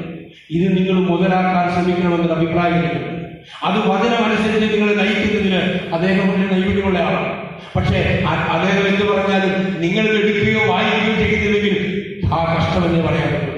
എടുക്കണം, വായിക്കണം, ധ്യാനിക്കണം, പഠിക്കണം. സഹോദരങ്ങളെ, കർത്താവിന്റെ വചനം പറയുന്നു, നിന്നെ ഞാൻ ഒരു വിധത്തിലും അവഗണിക്കുകയോ ഉപേക്ഷിക്കുകയോ പരിത്യജിക്കുകയോ ഇല്ല. ഇത് നമ്മുടെ കുഞ്ഞുങ്ങളെ നമ്മൾ പഠിപ്പിക്കണം. മക്കളെ, നമ്മൾ ദൈവത്തെ നോക്കി ജീവിക്കാൻ പറയണം. ദൈവം പറഞ്ഞനുസരിച്ച് ജീവിക്കാൻ പറയണം. പരിശുദ്ധാത്മാവോട് സഹകരിച്ച് ജീവിക്കാൻ പറയണം. അതിന് വചനമെടുത്ത് പറയണം. പരിശുദ്ധാത്മാവ് എന്ത് ചെയ്യുന്നു വചനത്തിൽ പറഞ്ഞിട്ടുണ്ട്. അങ്ങനെ നമ്മൾ ജീവിക്കാൻ കുഞ്ഞുങ്ങളെ പഠിപ്പിക്കണം. അതുകൊണ്ടാണ് വാർദ്ധക്യത്തിൽ മക്കൾ നമ്മളെ നോക്കുന്നില്ല. കല്യാണം കഴിഞ്ഞ് വന്ന 3-ാം ദിവസം പ്രശ്നമാണ്. ഞാനിത് ഒത്തിരി ദുരിത ഫലങ്ങൾ അനുഭവിച്ചിട്ടുള്ള മനുഷ്യനാണ്. പ്രിയപ്പെട്ടവരെ, ഞാനിത് പറഞ്ഞു വന്നത് നിങ്ങൾക്ക് ദൈവവചനത്തോട് ദാഹം ഉണ്ടാകണം. ദാഹിക്കുന്നവൻ എന്റെ അടുക്കൽ വന്ന് കുടിക്കട്ടെ. വിശുദ്ധ ലിഖിതങ്ങൾ എഴുതി വെച്ചിരിക്കുന്നത് പോലെ ഇതാ നിന്റെ ജീവിതത്തിലേക്ക് എന്റെ ആത്മാവിനെ ഞാൻ നൽകും. പ്രിയപ്പെട്ടവരെ, ഇതെടുത്തു വായിച്ചാൽ പരിശുദ്ധാത്മാവ് നിന്നിലേക്ക് വരും. Praise the Lord. Praise the Lord. ഇത് വീട്ടിൽ കാഴ്ചവശമായിട്ട് വെക്കരുത്. പിന്നെ വല്ലപ്പോഴും കുരിശ് വരയ്ക്കാൻ തരുന്ന ഒരധ്യായം വായിക്കണം, കേട്ടെന്ന് പറഞ്ഞിരിക്കുന്നത് നീ തന്നെ വായിക്കണം. ചേട്ടൻ വായിക്കട്ടെ, ഞാൻ കേൾക്കാമെന്ന് പറഞ്ഞിരിക്കരുത്. പിള്ളേരെ വീട്ടിൽ കേൾക്കുന്ന രീതിയിൽ ഉറക്കെ വായിക്കണം, പതുക്കെ വായിക്കരുത്, ശബ്ദമുയർത്തി വായിക്കണം. ഇത് 4 പേര് കേൾക്കാൻ വേണ്ടി ഉറക്കം പ്രഘോഷിക്കുന്നതാവും എന്നോ കണ്ടുകൊണ്ടിരിക്കുന്നത്. അതുകൊണ്ട് ദൈവത്തിൽ നമ്മൾ ഉറക്കെ വായിക്കണം, കുടുംബത്തിൽ വായിക്കണം, ധ്യാനിക്കണം, ഇത് മക്കളോട് പറയണം. പ്രിയപ്പെട്ടവരെ, ആ ആരംഭത്തിലെ വചനം അടുത്ത വാക്യം 2ാമത്തെ വചനം 28. അവിടുത്തെ വചനം ശ്രമിച്ചാൽ അവിടുന്ന് ഈ അനുഗ്രഹങ്ങളെല്ലാം നിന്റെ മേൽ ചൊരിയും. അവിടുത്തെ വചനം ശ്രമിച്ചാൽ ഈ അനുഗ്രഹങ്ങളെല്ലാം നിന്റെ മേൽ ചൊരിയും. Praise the Lord. നീ നാളെ നിന്റെ മക്കളെ UK വിട്ട് കാശിലാക്കാൻ ശ്രമിക്കണ്ട. കർത്താവ് പറഞ്ഞ ഈ അനുഗ്രഹം തരുമെന്ന് പറഞ്ഞത് ഈ ആകാശവും ഭൂമിയും സൃഷ്ടിച്ച് എനിക്കും നിങ്ങൾക്കും ജന്മം നൽകുകയാണ് പറഞ്ഞത്. Praise the Lord. അത് നിങ്ങൾക്ക് വിശ്വസിക്കാൻ കഴിയുന്നുണ്ടോ? വിശ്വസിച്ചാൽ നീ അനുഗ്രഹം പ്രാപിക്കും. വിശ്വസിച്ചില്ലെങ്കിൽ നീ രാജായിരിക്കും. മുമ്പേ ഞാൻ പറഞ്ഞ വീട്ടിൽ മരിച്ചുകൊണ്ടിരിക്കുന്നവർ ജീവിക്കാം ഇല്ലേ? അങ്ങനെ ജീവിക്കാൻ പറയാം. പ്രിയപ്പെട്ടവരെ, 5ാമത്തെ വചനം വായിച്ചു. നിന്റെ അപ്പക്കുട്ടയും മാവ് വിളയ്ക്കുന്ന കലവും അനുഗ്രഹിക്കപ്പെടും. നിന്റെ അപ്പക്കുട്ട അനുഗ്രഹിക്കപ്പെടും. നിന്റെ അപ്പക്കുട്ട അനുഗ്രഹിക്കപ്പെടും. നിന്റെ മാവ് കുഴയ്ക്കുന്ന കലം അനുഗ്രഹിക്കപ്പെടും. 4ാമത്തെ വചനം വായിച്ചു. നിന്റെ സന്തതികളും വിളകളും നിറങ്ങളും നൽകാതെക്കൂട്ടവും ആട്ടിൻപറ്റവും അനുഗ്രഹിക്കപ്പെടും. കേട്ടോ പറഞ്ഞത്? നിന്റെ മക്കൾ അനുഗ്രഹിക്കപ്പെടും. പറഞ്ഞിട്ട് മക്കൾ കേൾക്കുന്നതിന്റെ കാരണം അറിയാവോ? പറയേണ്ടത് പോലെ പറയാനുള്ള ജ്ഞാനം എനിക്കില്ല. എന്നാൽ എന്റെ ജ്ഞാനം ദൈവത്തിൽ നിന്നാണ് ജ്ഞാനം വരുന്നത്.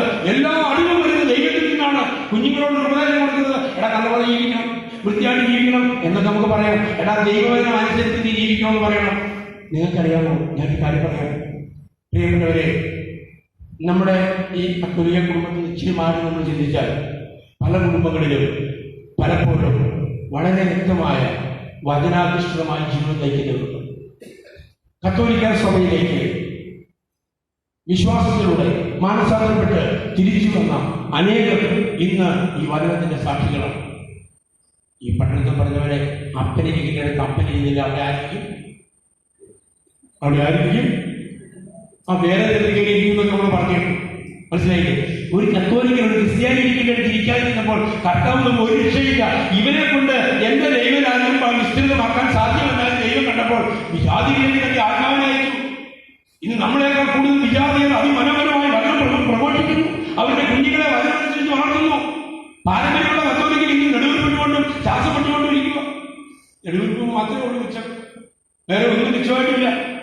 ഇന്ന് എങ്ങനെയാണ് UK ഉള്ളത്? നിങ്ങൾക്കറിയാമോ? ഞങ്ങളുടെ നാട്ടില് ഒരു പാർട്ടി 25 സ്ഥലമുണ്ട്, 22 ലക്ഷം രൂപ കടമുണ്ട്, 2 ആമക്കളുണ്ട്. അതിൽ ഒരിക്കലും വിളിച്ച് പറഞ്ഞു 20 ലക്ഷം കട ഈ കാശൊക്കെ ഉള്ളതുകൊണ്ട് ഈ 22 ലക്ഷം രൂപ കടമുള്ളപ്പോൾ ഇവനൊരു 18 ലക്ഷം രൂപ കൊടുത്ത് ഓസ്ട്രേലിയക്ക് പറഞ്ഞു. നോക്കിക്കോളണം, വല്ല കാര്യമുണ്ടോ? വിട്ട് കഴിഞ്ഞത് ഒരു മാസം കൊണ്ട് കഴിഞ്ഞപ്പം കൊറോണ സ്റ്റാർട്ടായി. ചെറുക്കൻ്റെ കയ്യിൽ കാശ് തീർന്നു, ട്രാൻസ്ലേഷൻ നടക്കുന്നില്ല, പൈസ പോകുന്നില്ല, വരുന്നില്ല. ഇവനവിടെ കുടുങ്ങിപ്പോയി. ഉടനെ കണ്ടപ്പോൾ കടന്നു, ചേട്ടാ എന്റെ ചെറുക്കൻ അവിടെയാ. ഞാൻ അദ്ദേഹത്തോട് പറഞ്ഞു, എന്റെ പൊന്നു സഹോദര, നിങ്ങളൊന്ന് ചിന്തിച്ചേ, 20 ഏക്കർ സ്ഥലമുള്ള നിങ്ങൾക്ക് 23 ലക്ഷം രൂപ കടവിന് വേണ്ടി കടന്നു. ധനാസക്തിയാണ് എല്ലാത്തിന്റെയും എല്ലാ നാശത്തിന്റെയും കാരണമെന്ന് വചനം നമ്മളോട് യാക്കോബ് ശ്ലീഹ പഠിപ്പിക്കുന്നുണ്ട്. പ്രിയപ്പെട്ടവരെ, ധനാസക്തി മൂത്ത മനുഷ്യൻ ഈ ചെറുക്കനാണ് ഒരേക്കർ സ്ഥലത്തില്ല. ഞാൻ ഞങ്ങൾ ചേട്ടാ ഒരേക്കർ സ്ഥലത്തില്ല, ഈ 20 ലക്ഷം രൂപ 22 ലക്ഷം രൂപ തീരെയായിരുന്നു. ചെറുക്കൻ വീട്ടിൽ നിൽക്കാനായിരുന്നു. ഇപ്പൊ കൈ കാര്യം കാര്യമുണ്ടോ? പല കത്തോലിക്ക കുടുംബങ്ങളിലും കൈ കാര്യം കഴിക്കുന്ന കാരണം ഈ ചില ആസക്തികൾ കയറി കൊണ്ടുകൊണ്ടാണ്. ചിലർക്ക് ജടാസക്തിയാണ്, ചിലർക്ക് ധനാസക്തിയാണ്, ചിലർക്ക് അവരുടെ ജീവിതത്തിലെ സ്ഥാനമാനങ്ങളോടുള്ള ആസക്തിയാണ്. അങ്ങനെ വിപുലങ്ങളായ ആസക്തികളെ കുറിച്ചൊക്കെ നമുക്കറിയാമോ? അതിലേക്ക് പോകുന്നില്ല. ഞാൻ പറഞ്ഞു വന്നത്, പ്രിയപ്പെട്ടവരെ, ചില ആസക്തികൾ നമ്മുടെ ദൈവഭരണത്തിൽ അകറ്റുന്നു. അതുകൊണ്ട് തന്നെ നമ്മൾ അനുഗ്രഹം പ്രാപിക്കുന്നില്ല. നിന്റെ മക്കൾ, നിന്റെ സന്തതി അനുഗ്രഹിക്കപ്പെടുന്നത് ദൈവഭരണമനുസരിച്ച് ജീവിക്കാൻ നിങ്ങൾ പഠിപ്പിക്കുമ്പോൾ, നിങ്ങൾ പറഞ്ഞു കൊടുക്കുമ്പോഴാണ്. പ്രിയപ്പെട്ടവരെ, 47-ാമത്തെ വാക്യം നോക്കി. 47. എല്ലാത്തിനും സമൃദ്ധിയുണ്ടായപ്പോൾ നീ തികഞ്ഞ അവഹേളനത്തോടെ നീ നിന്റെ ദൈവമായ കർത്താവിനെ ശുശ്രൂഷ ചെയ്തില്ല. മനസ്സിലായോ? കർത്താവ് പറഞ്ഞില്ല എല്ലാത്തിനും സമൃദ്ധി ഉണ്ടായപ്പോൾ. ചിലർ അങ്ങനെയാണ്. ഇപ്പോൾ എല്ലാത്തിനും സമൃദ്ധി ഉണ്ടായി. നീ പള്ളിയിൽ പോയി, എല്ലാ ദിവസവും പള്ളിയിൽ പോയി പ്രാർത്ഥിച്ചു, കാര്യങ്ങളൊക്കെ ചെയ്തു, വളരെ വൃത്തിയായിട്ട് മുന്നോട്ട് വന്നു. ഇനി എങ്ങനെയാണ് ജീവിക്കേണ്ടത് എന്നുള്ള കാര്യത്തിൽ തിരിച്ചറിയില്ല വന്നു. വചനം എടുത്തില്ല, വായിച്ചില്ല, ധ്യാനിച്ചില്ല. അതുകൊണ്ട് ഇനി എന്ത് ചെയ്യണമെന്ന് മനസ്സിലായില്ല. വചനം എഴുതിയാൽ പഠിപ്പിക്കുക. നിനക്ക് എല്ലാ കാര്യത്തിലും സമൃദ്ധി ഉണ്ടായപ്പോൾ നീ കർത്താവിന്റെ നിന്റെ സമൃദ്ധി ഉണ്ടായപ്പോൾ തികഞ്ഞ ആഹ്ലാദത്തോടെ നിന്റെ ദൈവമായ കർത്താവിന് നീ ശുശ്രൂഷ ചെയ്തില്ല. അത് വലിയ കാര്യം. ശുശ്രൂഷ ചെയ്യുന്നതിന് പരാജയപ്പെടുന്ന ശുശ്രൂഷ ചെയ്യണമെന്നും ഞാൻ എങ്ങനെയാണ് ജീവിക്കേണ്ടതെന്നൊക്കെ എന്നെ പഠിപ്പിക്കുന്നത് ഈ വചനമാണ്. വചനം നിങ്ങളെ നയിക്കട്ടെ. അതുകൊണ്ടാണ് മോശയിലൂടെ പിതാവായ ദൈവം ഈ മക്കൾക്ക് ഈ വചനം നൽകിക്കൊണ്ട് നമ്മൾ പറയും പ്രമാണങ്ങളൊക്കെ നൽകിയെന്നാ പറയുക. അത് സാധാരണ വാസ്തവെങ്കിലും ഈ പ്രമാണങ്ങൾ, ഈ കൽപ്പനകൾ പ്രവാചകന്മാരുടെ ഈ വിശുദ്ധ ഗ്രന്ഥമൊക്കെ ഈ സഭയിലൂടെ ഇപ്പൊ നമുക്ക് രൂപപ്പെട്ടു വന്ന ഈ വചനം നമുക്ക് നൽകിയത് നമ്മൾ ശ്രദ്ധാപൂർവ്വം ദൈവത്തെ ശുശ്രൂഷ ചെയ്യേണ്ടത് എങ്ങനെയെന്ന് നമ്മളെ പഠിപ്പിക്കുന്നതാണ്. അത് നമ്മൾ വിശ്വസിക്കണം. പ്രിയപ്പെട്ടവരെ, നമുക്ക് ദൈവത്തിനൊരു സ്നേഹം ഉണ്ടാകട്ടെ, ദൈവത്തിനൊരു ദാഹം ഉണ്ടാകട്ടെ. ഇന്നു മുതൽ നമ്മുടെ പ്രാർത്ഥനയുടെ ശീലം നമ്മൾ മാറ്റണം. ദൈവമായ കർത്താവിനെ ആരാധിച്ചും സ്തുതിച്ചും ജീവിക്കാൻ പഠിക്കണം. വചനത്തോട് ദാഹം ഉണ്ടാകണം. നമ്മുടെ പ്രാർത്ഥനയുടെ രീതികൾ നമ്മൾ മാറ്റണം. പ്രാർത്ഥന നമ്മൾ ദൈവമായ കർത്താവെ നിന്റെ വചനം എന്നെ പഠിപ്പിക്കണമേ, നിന്റെ വചനം എന്നെ പഠിപ്പിക്കണമേ. ജ്ഞാനത്തിന്റെ പുസ്തകത്തിൽ പറയുന്നത് വിശുദ്ധിയുള്ള കാര്യങ്ങൾ വിശുദ്ധിയോടെ ചെയ്താൽ വിശുദ്ധനായിത്തീരും. ജ്ഞാനത്തിന്റെ പുസ്തകം 6-ാം അധ്യായം 10-ാം വചനത്തിൽ പറയുന്നത് വിശുദ്ധിയുള്ള കാര്യങ്ങൾ വിശുദ്ധിയോടെ ചെയ്താൽ നീ വിശുദ്ധനായിത്തീരും. നിനക്കൊരു വിശുദ്ധി ഉണ്ടാകണമോ, ഒരു അനുഗ്രഹം ഉണ്ടാകണമോ? പ്രിയപ്പെട്ടവരെ, വിശുദ്ധിയുള്ള പരമപരിശുദ്ധനായ ദൈവത്തിന്റെ വിശുദ്ധി നിറഞ്ഞിരിക്കുന്ന വിശുദ്ധ ഗ്രന്ഥം എടുക്കാനും ചുമക്കാനും ധ്യാനിക്കാനും പ്രാർത്ഥിക്കാനും തയ്യാറായാൽ ദൈവം നമ്മളെ അനുഗ്രഹിക്കും. നമ്മളെല്ലാം വിശുദ്ധരായിരിക്കും. നമ്മളിന്ന് സഭയിലെ വിശുദ്ധരുടെ തിരുനാളം കൊണ്ടാടുന്ന സെബസ്ത്യാനോസിന്റെ തിരുനാളം കൊണ്ടാടാറുണ്ട്. പ്രിയപ്പെട്ടവരെ, അൽഫോൻസാമ്മയുടെ തിരുനാളം കൊണ്ടാടാറുണ്ട്. അങ്ങനെ സകല വിശുദ്ധരെ തിരുനാളങ്ങളുമായി നോക്കാറുണ്ട്. പക്ഷെ ഞാനൊരു വിശുദ്ധനാകട്ടെ, ഞാനൊരു വിശുദ്ധനായിട്ടെ. എന്നെ വിശുദ്ധിയിലേക്കാണ് നീ വിളിച്ചിരിക്കുന്നത്. തെസ്സലോനിക്കരുടെ ലേഖനം 4-ാം അധ്യായം 3-ാം വാക്യത്തിൽ പറയുന്നുണ്ട്, നിങ്ങളെ ഞാൻ വിളിച്ചിരിക്കുന്നത് വിശുദ്ധിയിലേക്കാണ്, അശുദ്ധിയിലേക്കല്ല. അതെ, അവിടെ എങ്ങനെയാ പറയുക? 4-ാം അധ്യായം 3-ാം വാക്യത്തിൽ പറയുന്നു, നിങ്ങളുടെ വിശുദ്ധീകരണമാണ് ദൈവം അപേക്ഷിക്കുന്നത്. അസന്മാർഗതയിൽ നിങ്ങൾ ഒഴിഞ്ഞു മാറണം. നിങ്ങളെ ഓരോരുത്തരെയും വിശുദ്ധിയിലേക്ക് അവിടുന്ന് 7-ാമത്തെ വാക്യമാണ് ക്ലിയറായിട്ട് പറഞ്ഞിരിക്കുക. 7-ാമത്തെ വാക്യം ഇങ്ങനെ പറയുന്നത് അശുദ്ധിയിലേക്കുള്ള വിശുദ്ധിയിലേക്കാണ് ദൈവം നമ്മളെ വിളിച്ചിരിക്കുന്നത്. പ്രിയപ്പെട്ടവരെ, ഈ ധ്യാനത്തിലേക്ക് നമ്മളെ കൊണ്ടുവന്നത് നമ്മളെ വിശുദ്ധരായി തീരുവാൻ വേണ്ടിയാണ്. വിശുദ്ധിയുടെ സാക്ഷികളായി ഈ ദേശത്ത് നിങ്ങൾ പരിശീലിക്കണം. നിങ്ങളെ കണ്ടിട്ട് നിങ്ങളുടെ ഈ പ്രദേശത്ത് താമസിക്കുന്നവരെ പ്രിയപ്പെട്ടവരെ പറയാൻ കഴിയണം,